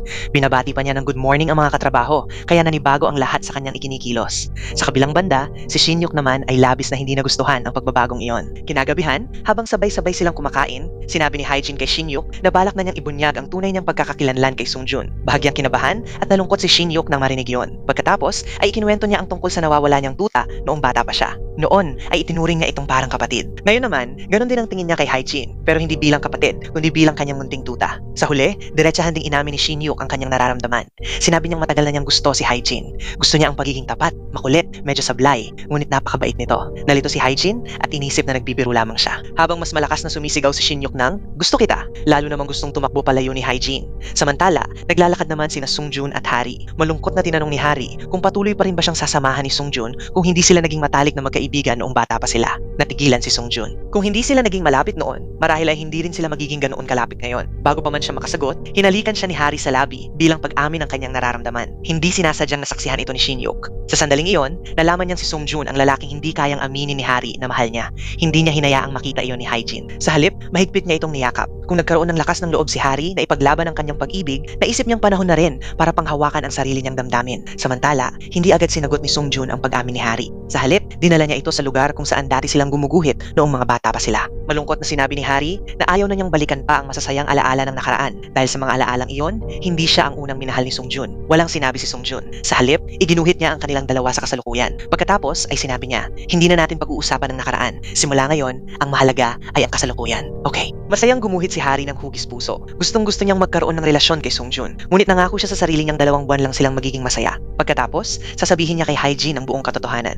Mahal niya si Sungjun, ngunit mas pinahahalagahan niya ang pagkakaibigan nila ni Haijin. Ayaw niyang mawala ang pinakamamahal niyang kaibigan. Nang malaman naman ni Haijin na may lalaking nagpapakilig sa kanyang matalik na kaibigan, buong puso niya itong sinuportahan. Dahil dito, lalo lamang nakonsensya at naguluhan si Hari. Nang tawagan niya si Sungjun isang gabi para yayain itong manood ng sine, nakita niyang papalapit si Haijin. Agad niyang ibinaba ang tawag dahil natakot siyang marinig ni Sungjun ang boses ni Haijin. Samantala, ilang beses nang gustong sabihin ni Shinyuk kay Sungjun na si Haijin ang kanyang unang pag-ibig. Gusto rin niyang sabihin kay Haijin na ang 2 taong pinakamalapit sa kanya ay parehong may itinatagong katotohanan. Ngunit hindi niya magawang magsalita. Ayaw niyang mawala si Haijin. Kaya nang matanggal ang swelas ng sapatos nito, binuhat niya ito pauwi. Habang nasa daan, tinanong niya si Haijin kung gusto ba nitong ibunyag ang tunay niyang pagkatao kay Sungjun, hanapin muli ang kaibigan niya noong bata pa sila, o ipaglaban ang una niyang pag-ibig, kahit si Haijin mismo ay hindi alam ang sagot. Habang nag-aalinlangan siya, nakita sila ni Sungjun na nasa sasakyan. Hindi niya namalayang nakatitig na pala siya sa kanilang dalawa, kaya muntik na niyang mabangga ang sasakyang nasa unahan. Ano nga ba talaga ang nararamdaman niya ngayon? Sino ba talaga ang mahal niya? Hindi na rin alam ni Sungjun ang sagot. May nararamdaman siya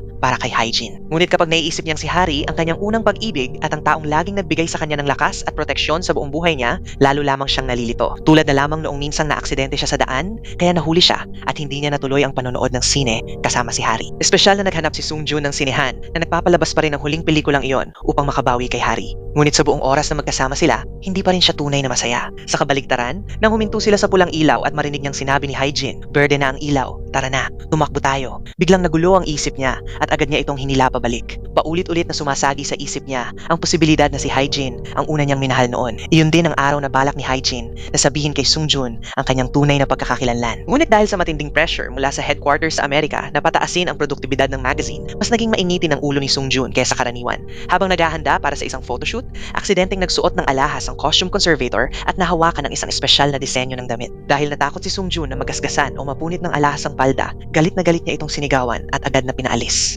Inutusan niyang ibang tao na lamang ang humawak sa damit. Ibinigay ng manager ang responsibilidad kay Haijin at mahigpit na ipinaalala na napakahalaga ng disenyong iyon dahil gagamitin ito sa nalalapit na selebrasyon. Ngunit ng mga sandaling iyon, nakiusap ang isa niyang katrabaho na kunin muna ang susi ng sasakyan nito. Kahit nag-aalinlangan, iniwan ni Haijin sandali ang damit upang tumulong. Hanggang sa isinuot ng modelo ang damit at napansing may problema.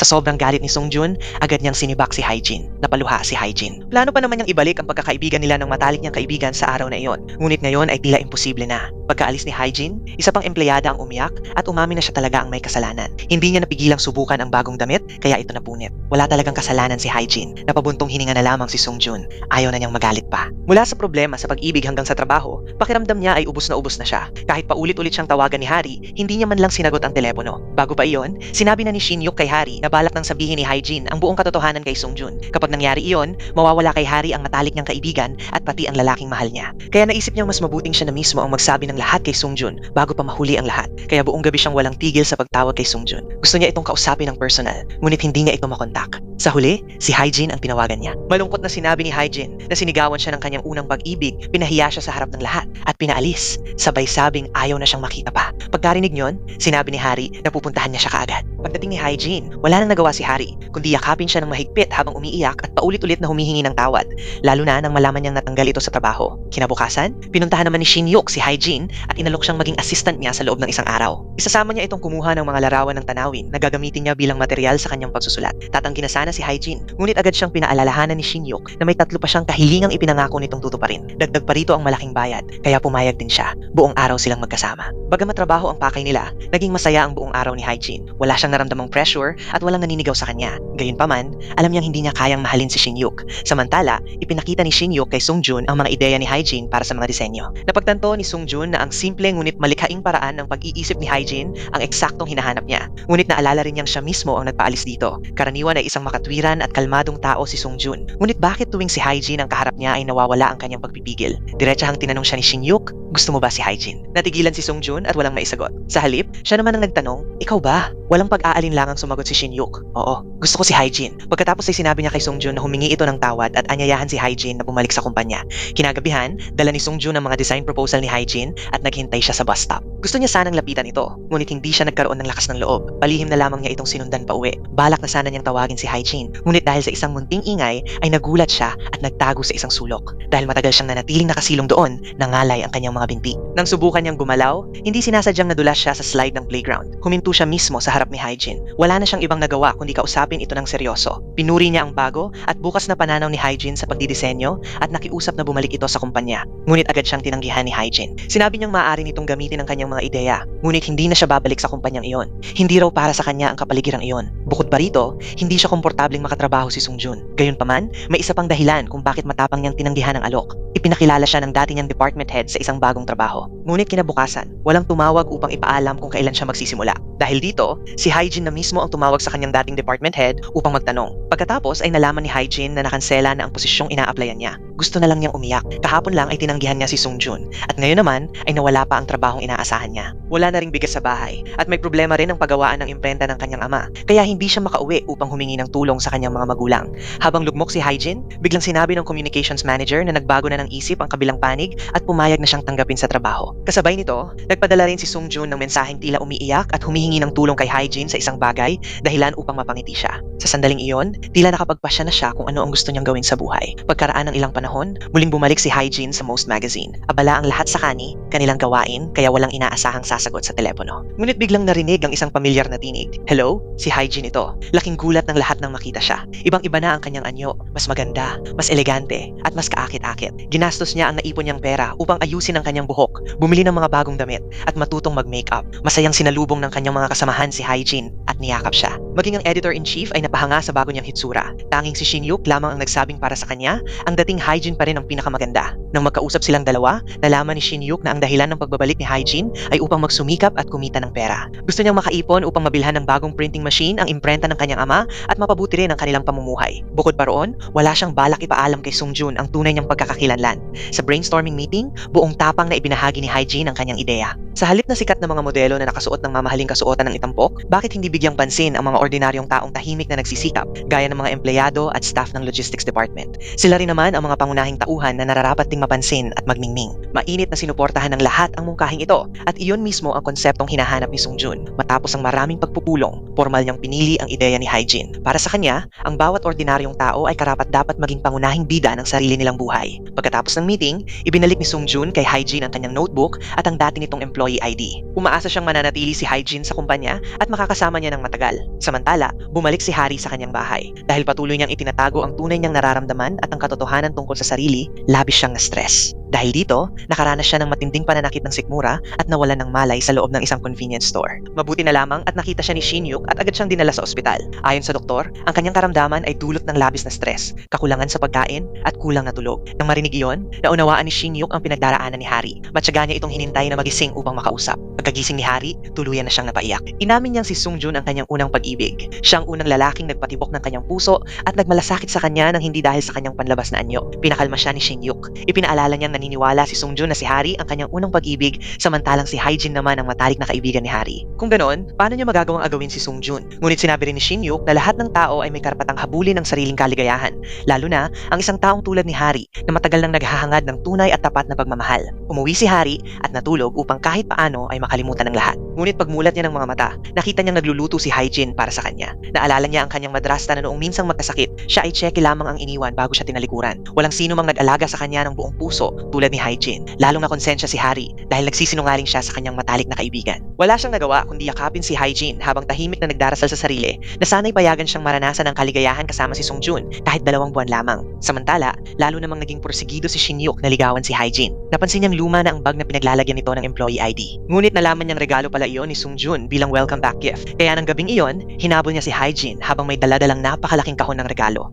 Malakas pa niyang sinabi na iyon ang sarili niyang welcome back gift para sa kanya, dahilan upang mamula si Haejin sa hiya. Ikinumpara pa niya ang maliit na bag ni Haejin sa dala niyang mas malaki at sinabi niyang mas ramdam doon ang kanyang sinseridad. Naiintindihan ni Haejin ang ibig niyang sabihin, ngunit tumanggi pa rin siyang tanggapin ang regalo. Kaya kunwari ay ibibigay na lang ni Shinyuk ang regalo sa asong dumaraan. Dahil dito, napilitan na rin kunin ni Haejin ang regalo habang nahihiyang nakangiti. Sa wakas, dumating na rin ang unang malaking event ng Most Magazine. Noong araw na iyon, maraming sikat na artista at modelo ang dumalo sa seremonya. Ngunit wala pa rin si Sungjun. Habang inaasikaso ni Haejin ang paghatid sa host, napansin niyang napakalakas ng ulan sa labas. Kaya naisip niyang iyon ang dahilan kung bakit nahuhuli si Sungjun. Nang maisip niya iyon, labis siyang nag-alala para rito. Nagsimula ang seremonya. Ipinakita ng MC ang mga larawan ng masisipag na staff ng magazine bilang pasasalamat sa kanilang pagsisikap para sa programa ng araw na iyon. Ngunit pagkatapos ng pambungad na bahagi, ay nakatakda ng sundan ang talumpati ni Sungjun sa Ingles, subalit hindi pa rin siya dumarating. Habang nagsisimula ng mabahala ang lahat, biglang umakyat sa entablado ang editor-in-chief. Sa kanyang kakaibang boses at natatanging estilo ng pagsasalita, napasigla niya ang buong programa. Ang tunay niyang layunin ay makabili ng kaunting oras para kay Sungjun. Dahil hindi siya marunong mag-Ingles, ipinag-utos niya sa staff na maglabas na lamang ng English subtitles. Napaka-inspirasyon ng kanyang talumpati. Tulad ni Sungjun, ipinahayag din niya ang kanyang pusong pasasalamat sa lahat ng empleyadong nagsumikap para sa magasin. Samantala, kahit matindi ang takot niya sa ulan, nagawa pa ring pagtagumpayan ni Sungjun ang kanyang sarili at tumakbo patungo sa venue. Nang makita niyang napakainit ng pagtanggap ng mga manonood sa talumpati ng editor-in-chief, bahagyang gumaan ang kanyang pakiramdam. Pagkatapos ng napakahusay na talumpati, lumabas ang editor-in-chief upang salubungin si Sungjun. Paulit-ulit siyang humingi ng paumanhin, ngunit wala na siyang maipaliwanag pa. Nang makita niya ang kalagayan nito, hindi na siya nagtanong at tahimik na lamang na umalis. Si Haejin lang ang tunay na nakauunawa sa paghihirap ni Sungjun, ngunit hindi niya alam kung paano siya dapat umalalay o magbigay ng ginhawa, kaya tahimik na lamang siyang nanatili sa tabi nito. Karaniwan ay mahinahon si Haejin, ngunit nang marinig niyang pinagtatawanan at pinupuna ng mga kasamahan si Sungjun, hindi na niya napigilan ang sarili. Tumayo siya at galit na ipinagtanggol ito. Pagdating ni Sungjun, narinig niya ang lahat. Ayaw niyang mapahamak si Haejin dahil sa kanya, kaya niyaya niya itong pumunta sa isang sulok. Ngumiti siya at taos-pusong nagpasalamat dahil ipinagtanggol siya nito. Sa opisina ng magazine, nais ni reporter Cha na bigyan si Haejin ng pagkakataong magsulat ng artikulo tungkol sa temang fairy tale na matagal na nitong pinag-iisipan. Umaasa siyang sa pamamagitan nito ay mas mapapaunlad ni Haejin ang kanyang sarili at magkakaroon ng mas matatag na posisyon sa kumpanya. Ngunit minamaliit ni Haejin ang sarili niyang kakayahan, kaya tinanggihan niya ang alok. Nang malaman ito ni Sungjun ng gabing iyon, sinundan niya si Haejin hanggang sa hintayan ng bus. Ipinakita niya rito ang larawan ng tinatawag na God of Opportunity at sinabi niyang kapag dumating ang pagkakataon, ngunit hindi ito sinunggaban, mawawala ito at huli na ang lahat para magsisi. Sa buhay, kailangan mong hamunin ang iyong sarili upang malaman kung hanggang saan ang kaya mong marating. Dahil sa mga salitang iyon, kinabukasan ay naglakas loob si Haejin na lumapit kay reporter Cha at humiling ng isa pang pagkakataong magsulat ng artikulo. Desidido siyang subukan ang kanyang kakayahan. Samantala, lalo namang lumalalim ang samahan ni Hari at Shinyuk. Habang patuloy na lumalala ang kalagayan ni Hari, niyaya niya si Shinyuk na mamasyal. Hindi niya inaasahang ang simpleng paglalakad na iyon ay magbibigay sa kanya ng kakaibang gaan ng pakiramdam. Isang damdaming noon lang niya naranasan. Pagkatapos ng lakad na iyon, napag-isip-isip ni Hari ang lahat. Nagpasya siyang isuko ang pagkakakilanlang, hindi naman talaga sa kanya, at sabihin ng tapat ang buong katotohanan kay Sungjun.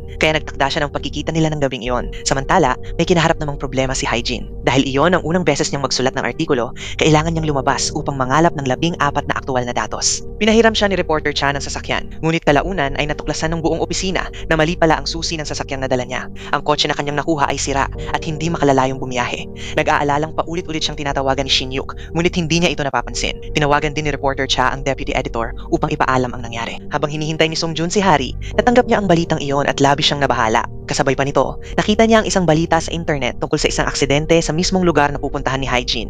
Hindi na niya napigilang mag-alala at agad niyang iniwan ang kanilang pagkikita upang puntahan siya. Pagdating ni Hari sa tagpuan, wala siyang ideya kung ano ang nangyari. Mahigpit pa rin niyang hawak ang liham ng katotohanan na balak sana niyang ibigay kay Songjun. Pinatakbo ni Shin Yuk ang kanyang motorsiklo sa pinakamabilis na bilis. Si Songjun naman ay madiing inapakan ng silinyador at nagmamadaling nagtungo sa pinangyarihan ng aksidente. Sa isip niya, iisa lamang ang paulit-ulit niyang ipinagdarasal, sana ay walang masamang nangyari kay Haijin. Sa gitna ng malakas na buhos ng ulan, dapat sana'y nangingibabaw ang takot ni Songjun. Ngunit ang laman ng isip niya ay si Haijin lamang.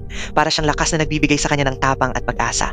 Mahinahon siyang dumating sa pinangyarihan ng aksidente. Kahit malakas ang ulan, agad siyang tumakbo papunta sa rescue team upang itanong kung sino ang biktima. Biglang may pamilyar na tinig na tumawag sa kanyang pangalan mula sa likuran. Lumingon si Songjun at nakita niyang si Haijin niyon. Buti na lang, ligtas siya. Agad niya itong niyakap ng mahigpit. Mabilis pa rin ang tibok ng kanyang puso, kaya wala siyang masabi. Nasaksihan ni Shin Yuk ang tagpong iyon, ngunit huli na siyang dumating. Labis siyang nasaktan, ngunit wala siyang magawa. Lumabas na ang sasakyang minamaneho ni Haijin ay biglang umusok at tumirik ang makina. Napilitan siyang bumaba at maglakad upang humingi ng tulong. Doon niya nakasalubong si Songjun at agad siya nitong niyakap. Ngunit ang mas nag-aalala sa kanilang dalawa ay si Haijin. Paulit-ulit niyang tinatanong si Songjun kung ayos lang ba ito kahit nakatayo sa gitna ng ulan. Labis itong ikinagulat ni Songjun dahil ang una lamang niyang pag-ibig ang nakaalam na takot siya sa ulan. Nauutal na sinabi ni Songjun na hindi niya man lang namalayang umuulan dahil ang kaligtasan lamang ni Haijin ang nasa isip niya. Habang sinisilungan ni Haijin si Songjun ng payong, si Shin Yuk naman ay tahimik na nakatayo sa malamig na ulan, nagdurusa ang puso bago tuluyang tumalikod. Sumakay si Haijin sa kotse ni Songjun pauwi. Maingat siyang binalutan ni Songjun ng kumot, bagay na tila hindi pamilyar sa kanya. Ngunit matapos ang yakapang iyon, nagpa siya si Haijin na sabihin na kay Songjun ang buong katotohanan. Pagdating nila sa tapat ng bahay, bumaba siya ng sasakyan at palihim na sinundan si Songjun. Hindi niya inaasahang masasaksihan niya ang pinakamasakit na eksena sa buhay niya.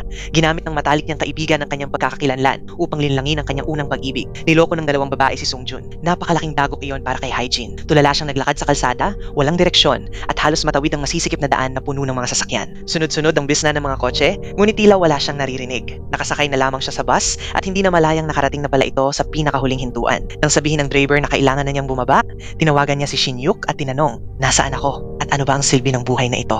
Dalawang tanong pa lamang ang narinig ni Shin Yuk ay agad na siyang nagmamadaling puntahan si Haijin. Tahimik siyang naupo sa tabi nito at pinakinggan ang lahat ng hinanakit na ibinuhos ni Haijin. Pagkatapos, inihatid niya ito pauwi. Ngunit sa malas para kay Haijin, kaibigan lamang siya ni Shin Yuk o marahil ay parang isang kapatid. Pagpasok niya sa bahay at pagharap sa kaibigang nagtaksil sa kanya, nanatiling kalmado si Haijin. Sinabi niya sa sarili na marahil ay may pinagdaraanan si Hari, kaya hihintayin na lamang niyang ito mismo ang umamin ng lahat. Hindi inaasahan ni Hari na nasa kay Haijin pa rin ang orihinal na piraso ng puzzle. Lumabas na ang ibinigay ni Hari kay Songjun noon ay isa lamang kopya. Mula nang mangyari ang yakapan nila kahapon, hindi na mapalagay si Haijin tuwing nakikita si Songjun. Madalas niyang pakiusapan si Shin Yuk na kunwari ay makipag-usap sa kanya upang makaiwas kay Songjun. Hinihintay pa niyang makapasok muna ang lahat ng kasamahan nila sa meeting room bago siya pumasok dahil natatakot siyang mapag-isa silang dalawa. Ngunit habang nasa pulong, panay ang titig ni Songjun kay Haijin, dahilan upang lalo siyang mailang. Karaniwan, pagkatapos isumiti ni Haijin ang minutes ng meeting ay agad na siyang pinapaalis ni Songjun. Ngunit kakaiba ang araw na iyon. Pinaupo niya itong muli at pinaghintay habang binabasa niya ang minutes. Lumapit pa siya at inayos ang upuan ni Haijin, itinaas ito upang maging mas komportable siya. Ngunit nasobrahan ang taas ng upuan. Sa tuwing mapapatingin si Haijin sa mukha ni Songjun, bumabalik sa isip niya ang yakap nila kanina. Dahil dito, lalo siyang nataranta at dali-daling tumakas, halos makalimutan na ang kanyang trabaho. Ngunit habang lalo niyang iniiwasan si Songjun, lalo naman silang nagkakasalubong. Inutusan ng editor-in-chief si Haijin na personal na ihatid ang suit sa bahay ni Songjun. Gusto nitong isuot iyon ni Songjun sa susunod na linggo kapag sasama siya rito sa pagtanggap ng mga panauhin. Ayaw sana ni Haijin, ngunit hindi niya kayang suwayin ang utos ng editor-in-chief. Pumunta siya sa hotel at nakiusap sa receptionist na ibigay na lamang ang suit kay Songjun. Ngunit bigla itong lumitaw sa likuran niya. Nagulat si Haijin, ngunit hindi siya hinayaang umalis ni Songjun. Iginiit nitong papasukin siya sa silid upang uminom muna ng tsaa, bagay na lalo niyang ikinabahala. Agad niyang kinuha ang tasa at sinubukang ubusin ang tsaa para makaalis na kaagad. Ngunit napakainit nito kaya hindi niya agad mainom. Hindi rin niya inaasahan na sa sandaling iyon ay aamin si Songjun na may espesyal siyang nararamdaman para sa kanya. Sinabi nitong sa tuwing kasama niya, si Haijin, ay nalilito siya sa sarili niyang damdamin. At sa tuwing nagagalit, siya nang walang malinaw na dahilan at naibubunton ng galit kay Haijin, labis niya iyong pinagsisisihan. Nabigla si Haijin at nabuhos ang tsaa sa suot niyang damit. Agad namang ibinigay ni Songjun ang kanyang polo upang makapagpalit siya. Bago umuwi si Haijin, maingat na ibinaba ni Songjun ang manggas ng kanyang polo para sa kanya at ipinaliwanag ang tunay niyang nararamdaman. Sinabi niyang may espesyal siyang damdamin para kay Haijin dahil pakiramdam niya ay parang matagal na niya itong kakilala. Ngunit malabo pa ang damdaming iyon kaya hindi niya matiyak kung pag-ibig nga ba iyon o hindi. Labis na naantig si Haijin sa narinig at napaluha. Gustong-gusto na sana niyang sabihin na siya ang batang matagal na nitong hinahanap, ngunit pinili niyang manahimik. Hindi na niya hinintay si Songjun na kunin ang susi ng kotse at nauna na siyang umalis. Natatakot siyang kapag nagtagal pa siya roon, magbago ang isip niya at masaktan ang kanyang matalik na kaibigan. Samantala, sinabi naman ni Shinyuk kay Hari ang buong katotohanan. Mabigat ang loob na umuwi si Hari at nadatnan si Hyejin na nakaupo sa isang sulok. Sinabi niya rito na maghintay lamang hanggang kinabukasan dahil babalik na sa tamang lugar ang lahat ng bagay. Pinasalamatan niya si Hyejin sa pag-unawa sa kanya. Nauunawaan ni Hyejin ang ibig sabihin ng kanyang matalik na kaibigan, ngunit wala siyang sinabi. Kinabukasan, nagkaroon si Hyejin ng panayam sa isang sikat na may akda ng comics. Magaan ang naging usapan nilang dalawa, kaya binigyan siya ng manunulat ng isang aklat bilang pampalakas ng loob. Hinikayat siya nitong ipagpatuloy ang kanyang pangarap sa paglikha at muling magsulat ng mga kwentong pambata tulad ng ginagawa niya noon. Pagkatapos ng panayam, nagtungo si Hyejin sa ekshibisyon ng mga obra ng paboritong pintor ni Songjun. Hindi niya inaasahang magkikita silang dalawa roon. Magaan at komportable ang naging pag-uusap nila. Nang matapos kunan ni Hyejin ng litrato ang isang magkasintahan, inalok naman siya ng mga ito na kuhanan sila ni Songjun ng larawan. Tumanggi pa siya sa una, ngunit ibinigay agad ni Songjun ang kanyang cellphone sa magkasintahan. Gusto niyang magkaroon ng litrato nilang dalawa. Nang magpaalam si Hyejin, gumawa pa siya ng dahilan upang hindi sila magkita ni Songjun kinabukasan dahil alam niyang sa araw na iyon ay aamin na si Hari ng kanyang tunay na pagkatao. Makalipas lamang ang ilang minuto, tinawagan ni Hari si Songjun at hiniling na magkita sila ng gabing iyon. Nagkataon namang gusto rin ni Songjun na sabihin sa kanya ang tunay niyang nararamdaman para kay Hyejin. Pagbalik ni Hyejin sa kumpanya, doon niya nalaman mula sa kanyang kasamahan na naaksidente pala si Shinyuk noong nakaraang araw habang nagmamadali itong hanapin siya. Ngunit nang tanungin niya ito, sinabi lamang ni Shinyuk na nasiraan siya ng motorsiklo kaya kinailangan niya itong ipaayos at ang sugat niya ay dahil lang sa isang simpleng pagkakadapa. Hinabol ni Hyejin si Shinyuk upang magpasalamat. Ngunit ginamit nito ang tatlong hiling na ipinangako niyang tutuparin. Ang huli nitong kahilingan ay yakapin siya. Para bang iyon na rin ang huling pagkakataon niyang gawin iyon. Inamin ni Shinyuk na mahal niya si Hyejin kaya hindi na niya kayang manatili bilang kaibigan lamang. Ngunit alam din niyang wala na siyang ibang magagawa. Samantala, nagtungo si Songjun sa hotel upang hanapin si Hari. Doon niya aksidenteng nalaman ang tunay nitong pagkatao. Sa harap ng mapagtanong niyang mga mata, hindi alam ni Hari kung paano sasagot. Balak na sana niyang sabihin ang buong katotohanan, ngunit huli na ang lahat. Wala nang maidadahilan pa si Hari. Inamin niyang noong una niyang makilala si Songjun ay dahil lamang sa pakiusap ni Hyejin. Ngunit habang tumatagal, hindi na niya napigilan ang sarili niyang damdamin para rito. Plano sana niyang sabihin ang lahat sa araw na iyon, ngunit hindi niya inasahang ganito malalaman ni Songjun ang katotohanan. Hindi sinabi ni Songjun kung mapapatawad ba niya si Hari o hindi. Isa lang ang itinanong niya, nasaan ang totoong Hyejin? Inamin ni Hari na ang totoong taong matagal nitong hinahanap ay si Hyejin, ang inosenteng babaeng matagal na ring matalik niyang kaibigan. Habang umiiyak, humingi siya ng tawad at umasa sa kapatawaran ni Songjun. Ngunit tahimik lamang itong tumalikod at umalis nang hindi na lumingon. Sa isip ni Songjun, iisang tao na lang ang nais niyang makita, si Hyejin. Habang nagmamaneho, tuloy-tuloy ang kanyang pagluha. Sinisisi niya ang sarili dahil hindi niya agad nakilala ang babaeng matagal na niyang hinahanap. Samantala, muling ipinagtapat ni Shinyuk ang kanyang pag-ibig kay Hyejin. Habang nahihirapan siyang magpasya, tumawag si Songjun. Nanginginig ang boses nito habang tinatawag siya sa pamilyar niyang palayaw. Natigilan si Hyejin at agad niyang naunawa ang alam na nito ang buong katotohanan. Tinanong ni Songjun kung nasaan siya dahil gusto niya siyang makita agad. Ngunit pinigilan naman siya ni Shinyuk at nakiusap na huwag muna siyang umalis. Naiwan si Hyejin sa pagitan ng dalawang napakahirap na pagpipilian. Ngunit matagal na niyang hinihintay ang muling pagkikita nila ng kanyang kababata. Kaya humingi na lamang siya ng paumanhin kay Shinyuk at tumakbo palayo, iniwang wasak ang puso nito. Sa pamilyar na tawiran sa harap ng kumpanya, sa ilalim ng pulang ilaw ng trapiko, sa wakas ay muling nagkita ang dalawang taong matagal ng sabay na tumitibok ang mga puso para sa isa't isa. Hindi na mabilang kung ilang beses nang nagkaharap sina Songjun at Hyejin, pero kakaiba ang pagkakataong ito. Napakahirap ilarawan ang nararamdaman nila. Isang ligaya at kaligayahang hindi maipaliwanag na nagpasaya sa kanilang dalawa hanggang sa mapatawa sila. Sinumbatan ni Songjun si Hyejin dahil hindi nito sinabi ang totoo sa kanya mula pa noong una. Aminado siyang labis niya itong na-miss. Dahil sa pagmamahal niya rito, nakaramdam din siya ng pagkakasala sa kaibigan niya. Ngunit kalaunan, siya naman ang humingi ng tawad dahil huli na niyang napagtanto ang katotohanan. Sa sobrang emosyon ni Hyejin, hindi siya makapagsalita. Luha na lamang ng tuwa ang kanyang naibuhos.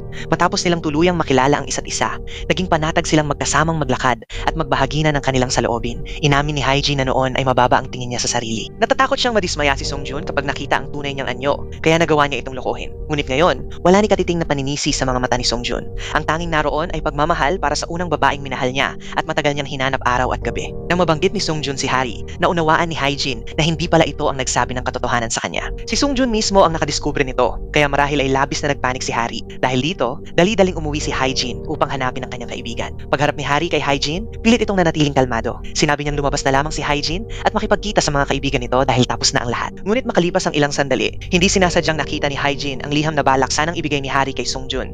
Doon niya lubos na naunawaan kung gaano kaawa-awa ang kanyang matalik na kaibigan at kung gaano ito nagkulang sa pagmamahal. Ngayon lang, tunay na naranasan ni Hari ang umibig, ngunit hindi naman niya maaaring angkinin ang lalaking mahal niya. Gusto na niyang sumuko pero hindi niya magawa. Alam ni Hyjin na labis itong nasasaktan kaya agad niya itong hinanap. Natagpuan nga niya si Hari na mag-isang umiiyak sa isang sulok. Kinabukasan, nagkita ang dalawang magkaibigan at kapwa na kunwaring normal ang lahat. Ngunit alam nilang pareho silang naiilang sa isa't isa. Samantala, kapansin-pansing napakaganda ng mood ni Sungjun ng umagang iyon. Gusto niyang hawakan ng kamay ni Hyjin at sabay silang tumawid sa kalsada. Ngunit tumanggi si Hyjin. Noon niya napagtanto na sinasadya nitong ilayo ang sarili sa kanya. Tama nga siya.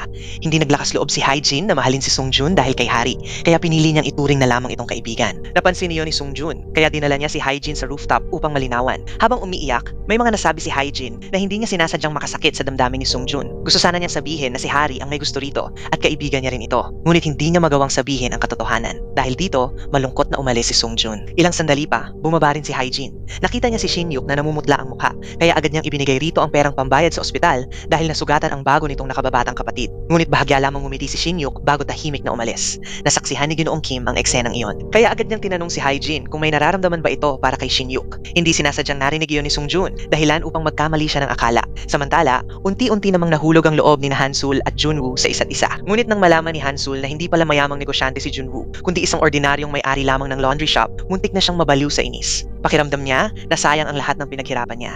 Ang mas masakit pa, pakiramdam niya ay naloko lamang siya. Nang gabing iyon, pag-uwi ni Hyjin, nadatnan niya si Hari. Upang makalimutan ang lahat ng sakit na nararamdaman, pinili nitong bumalik sa dati nitong bisyo ng pakikipaglabas sa masamang nobyo. Labis itong nasaktan at isinama pa nito sa bahay ang kaibigan. Pinagalitan ni Hyjin si Hari dahil muli nitong sinisira ang sarili.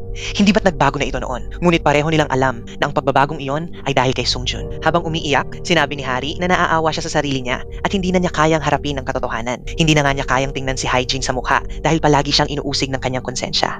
Sinabi pa niyang hindi na sila maaaring maging magkaibigan, kaya siya na lamang ang lalayo at aalis.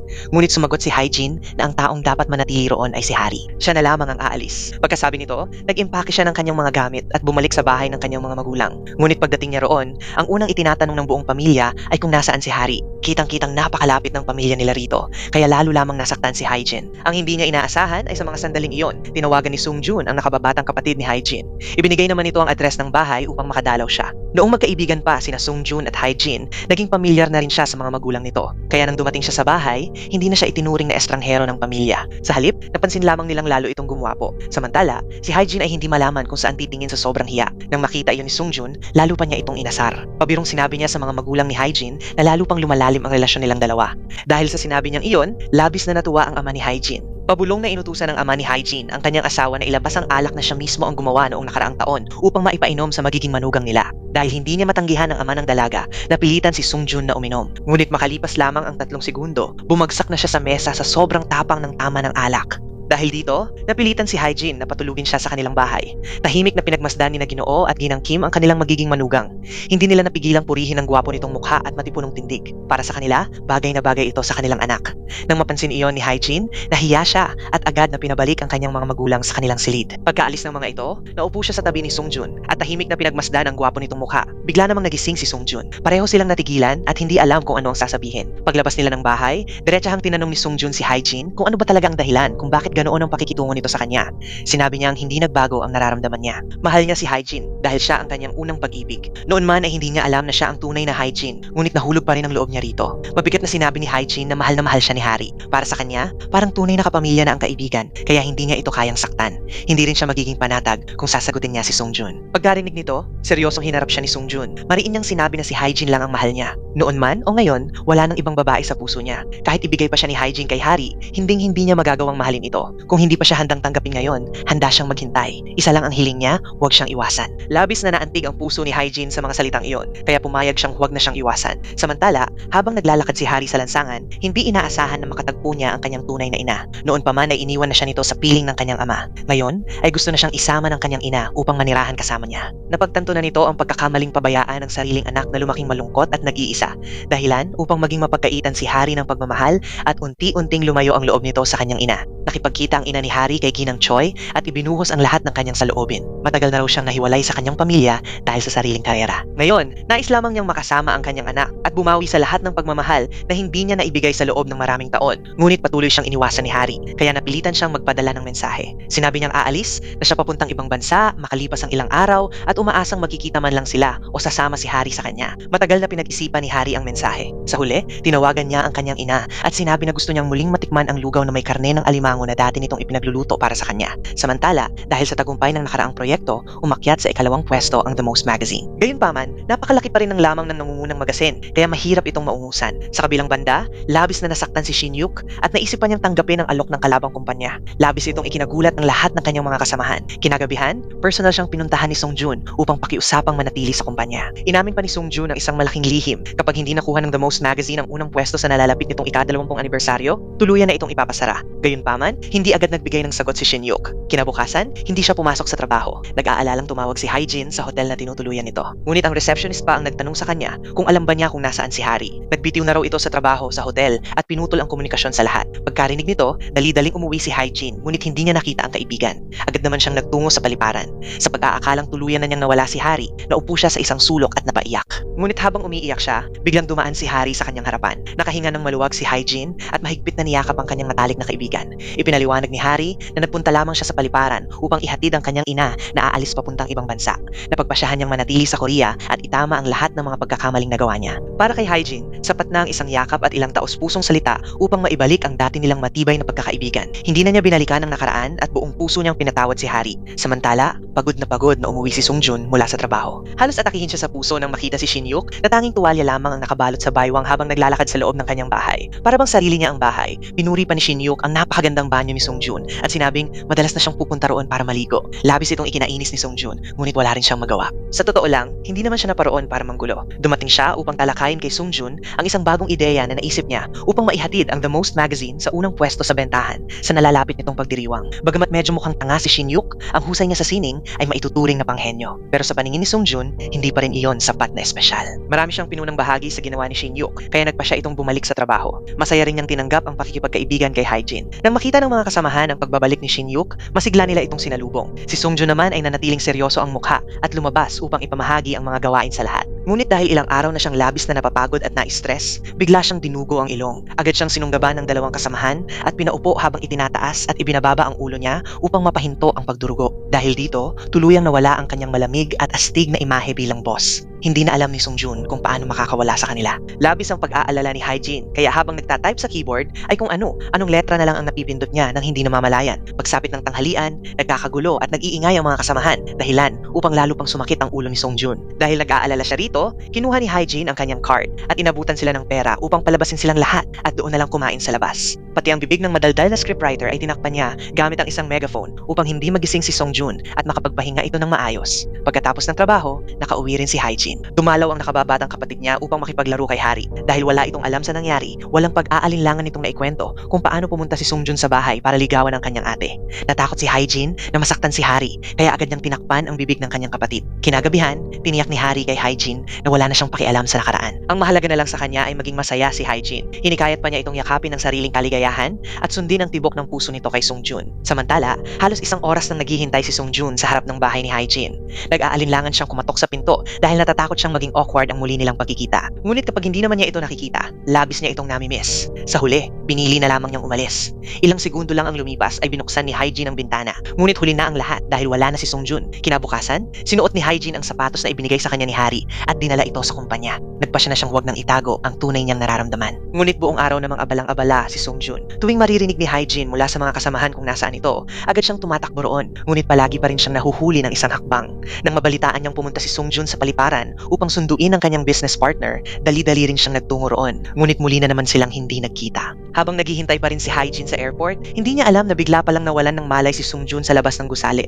Gabi na nang bumalik siya sa kumpanya at doon niya nalaman mula sa mga kasamahan na dahil sa sobrang pagtatrabaho, hinimatay si Sung Jun at isinugod sa ospital. Agad siyang tumakbo palabas, ngunit wala siyang masakyang taxi. Mabuti na lamang at dumating si Shin Yuk at siya na ang naghatid sa kanya. Nang makarating sila sa ospital, hinayaan na lamang ni Shin Yuk si Hae-jin na pumasok ng mag-isa. Tuluyan na niyang pinalaya ang babaeng mahal niya. Alam niyang hindi niya maaaring ikulong ang pusong hindi naman para sa kanya. Tumayo si Hae-jin sa tabi ng higaan ni Sung Jun at buong lambing na hinaplos ang mukha nito habang pigil ang luha. Bigla namang hinila ni Sung Jun si Hae-jin upang mahiga sa tabi niya. Hindi na muling nagtago si Hae-jin at mahigpit niya itong niyakap. Sa wakas, pareho nilang inamin ang matagal ng damdaming kinikimkim para sa isa't isa. Masayang hinalikan ni Sung Jun si Hae-jin sa labi, hudyat ng pagsisimula ng kanilang pag-iibigan. Talagang nagbabago ang isang taong umiibig. Palaging nakakunot noo si Sung Jun, ngunit ng araw na iyon, kahit nalagyan ng dumi ng ibon ng kanyang polo, nakangiti pa rin siya. Pagdating sa kumpanya, dahil abalang-abala siyang nagbabasa ng mga dokumento, nauntog pa siya sa pintuan ng elevator. more. Ngunit ngumiti pa rin siya. Pagpasok sa opisina, masigla pa niyang binati ang lahat ng kanyang mga tauhan ng good morning,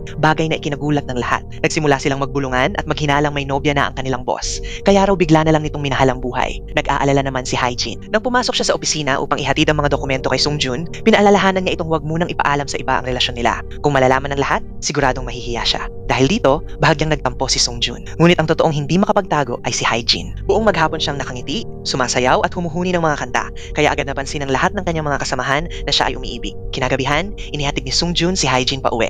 Mahigpit niyang hinawakan ang kamay nito, ayaw itong pakawalan. Ang tagpong iyon ay nakita ng nakababatang kapatid ni Hyejin. Agad nitong tinawag ang kanilang mga magulang, dahilan para mapahiya at mamula sa hiya sina Hyejin at Sungjun. Pagkatapos, inimbitahan si Sungjun na kumain sa bahay nila.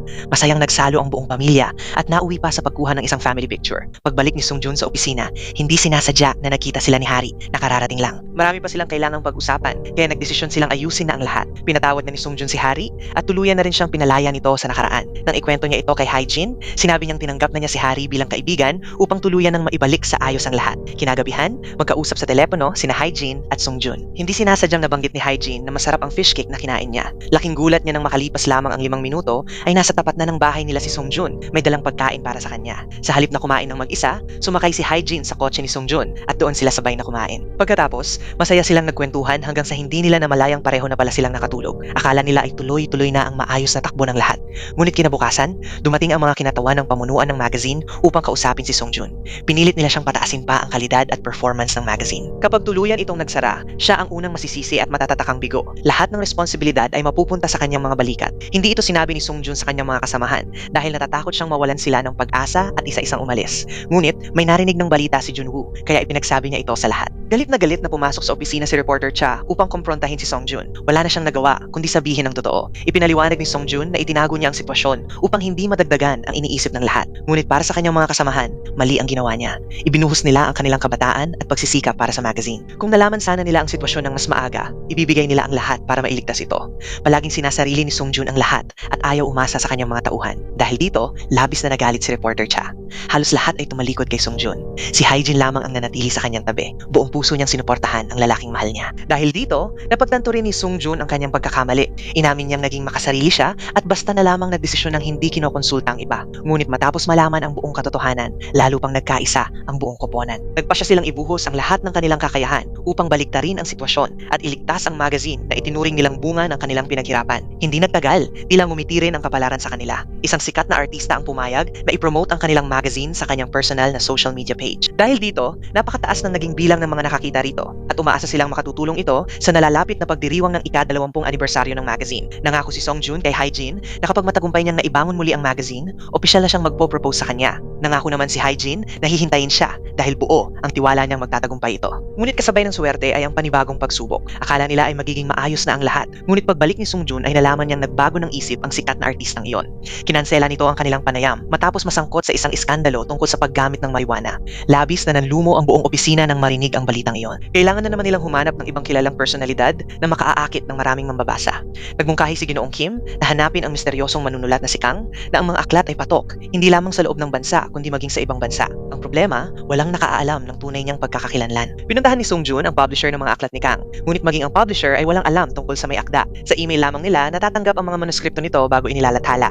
Ang tanging nagawa ni Sungjun ay pakiusapan ng publisher na ipasa ang kanyang email at maghintay na lamang kung sasagot si Kang. Habang naghihintay, naghanda rin ang buong koponan para sa pinakamasamang posibleng mangyari. Kung wala silang makuhang sikat na personalidad para sa panayam, sisiguraduhin nilang ang pinakamahuhusay nilang artikulo ang magiging sandata upang makuha ang interes ng mga mambabasa. Halos gabi-gabi silang overtime. Nag-order pa si Sungjun ng pagkain upang pagsaluhan nilang lahat. Sa mga panahong iyon, ibinuhos ng buong koponan ang kanilang buong kakayahan. Ngunit sila rin ang pinakamasaya dahil magkakasama silang lumalaban. Malaki rin ang naging pag-unlad ni Hyejin. Ang unahan niyang artikulo ay lubos na pinuri ni reporter Cha. Lahat ay nagsisikap ng husto. Ginawa na nila ang lahat ng kanilang makakaya. Sa huli, naipadala na rin nila sa imprenta ang magazine para mailathala. Wala na silang magagawa kundi hintayin kung mangyayari nga ang himalang matagal nilang ipinagdarasal. Matapos, ibigay ang kanilang buong makakaya. Nagpasya silang ipaubaya na ang natitira sa kapalaran babayaran. Bilang gantimpala sa kanilang walang tigil na pagsisikap at upang maibsan ang pagod ng mga nakaraang araw, sama-sama silang nag-enjoy sa isang masayang gabi. Nang gabing iyon, walang umuwi. Lahat ay nanatili sa opisina at nagsalo-salo sa mga alaala ng kanilang unang mga araw sa The Most. Binalikan nila ang mga taon ng kanilang kabataan na buong pusong inialay sa trabaho, walang sawang kwentuhan,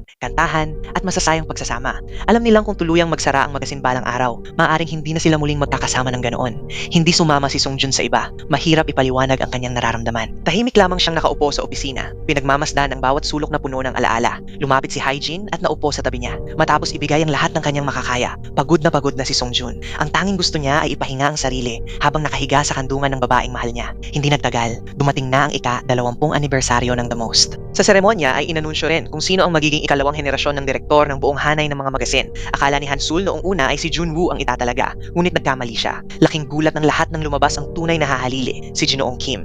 Ang ordinaryong tiyuhin na kilala nila ay pala'y tagapagmana ng isang napakayamang pamilya. Samantala, sa pinakahuling sandali ay natanggap ni Sung Jun ang email ng tugon mula kay Kang. Agad siyang nagtungo sa napagkasunduang lugar upang ipakita ang kanyang katapatan sa hangaring makipagtulungan. Hindi niya inaasahang si Shin Yuk pala ang taong kanyang makakaharap. Hindi niya lubos maisip na ang sikat na manunulat na matagal nang nagtatago ng kanyang pagkakakilanlan ay siya ring lalaking dati niyang nakaagawan ng underwear. Noong una ay wala talagang balak magpakita si Shin Yuk. Ngunit dahil sa taus-pusong pagsisikap ni Sung Jun at ng buong koponan ng The Most, nagbago ang kanyang isip. Pinayagan niyang ilathala ni Sung Jun ang isang eksklusibong panayam tungkol sa kanyang tunay na pagkakakilanlan. Gayunman, alam ni Sung Jun na may malalim na dahilan kung bakit matagal itinago ni Shin Yuk ang kanyang identidad. May sugat siyang hindi madaling maghilom. Kung ilalabas ang kanyang pagkatao ngayon upang iligtas lamang ang isang magasin na malapit ng magsara, tiyak na siya ang higit na masasaktan at malalagay sa alanganin. Matapos ang mahabang pag-iisip, nagpasya si Sung Jun na huwag ilathala ang panayam ni Shin Yuk. Ngunit nang mailabas ang bagong issue ng The Most, laking gulat niya nang makita sa pabalat ang larawan ni Shin Yuk kasama ang balitang may eksklusibong panayam. Nalito si Sung Jun at agad niyang kinontak ang mga kinauukulan. Doon niya nalaman na si Shin Yuk mismo ang nag-utos na ilathala ito. Kagagaling pa lamang ng mga kasamahan sa pagkabigla sa tunay na pagkatao ni Jinoong Kim. Ngayon naman, nabigla sila nang mabasa ang tungkol kay Shin Yuk. Napasabi na lamang silang talagang punong-puno ng mga hindi inaasahang pangyayari ang buhay. Sinubukan ni Sung Jun na kontakin si Shin Yuk, ngunit hindi na niya ito maabot. Ipinaalam din ng hotel na nag-checkout na ito at umalis na.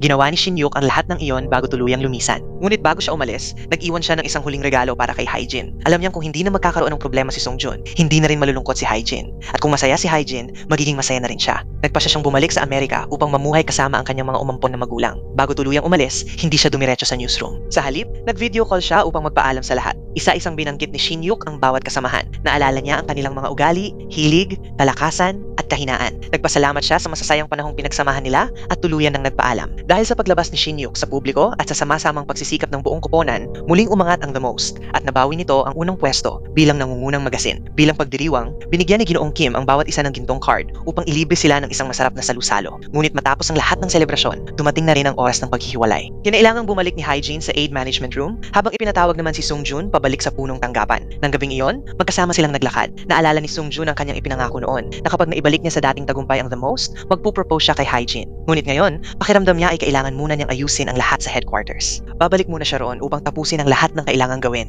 Kapag handa na siya at maayos na ang lahat, babalik siya bilang pinakamahusay na bersyon ng kanyang sarili upang hingin ng kamay ni Hyjin. Buo ang tiwala ni Hyjin sa kakayahan ng lalaking mahal niya.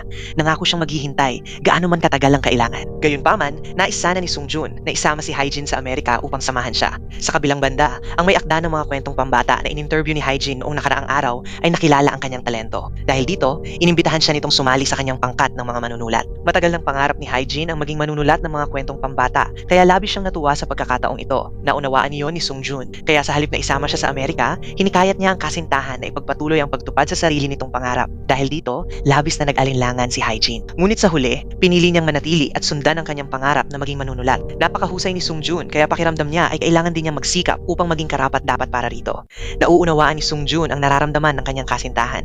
Kaya bago siya umalis, ibinigay niya rito ang singsing bilang pangako. Sinabi niyang kapag nakabalik siya, makalipas ang isang taon, saka siya formal na magpo-propose. Dahil sa walang sawang suporta ni Sung Jun, lalo pang lumakas ang loob ni Hyjin. Pati ang matalik niyang kaibigang si Hari ay buong pusong sumuporta sa kanyang pasya. Pansamantala, kailangan muna nilang magkalayo ni Hari sa loob ng isang taon habang sumasama si Hyjin sa pangkat ng manunulat na pinamumunuan ni writer Kim upang tapusin ang kanilang proyekto. Noong gabi, bago umalis si Hyjin, masaya silang nagbonding ni Hari. Pagkatapos, naupo silang dalawa at nagbalik tanaw sa lahat ng kanilang pinagdaanan. Nagpasalamat sila sa Diyos dahil pinagtagpo sila bilang matalik na magkaibigan. Kinabukasan, isinama ni Hyjin si Sung Jun sa bago niyang pinagtatrabahuhan upang kapag bumalik ito, makalipas ang isang taon, alam nito kung saan siya hahanapin. Dumating na ang araw ng kanyang pag-alis. Hiniling ni Sungjun na sana ay madala siyang sulatan ni Haejin upang hindi na siya muling matakot na mawala ito. Agad naman siyang pumayag. Mabilis na lumipas ang panahon.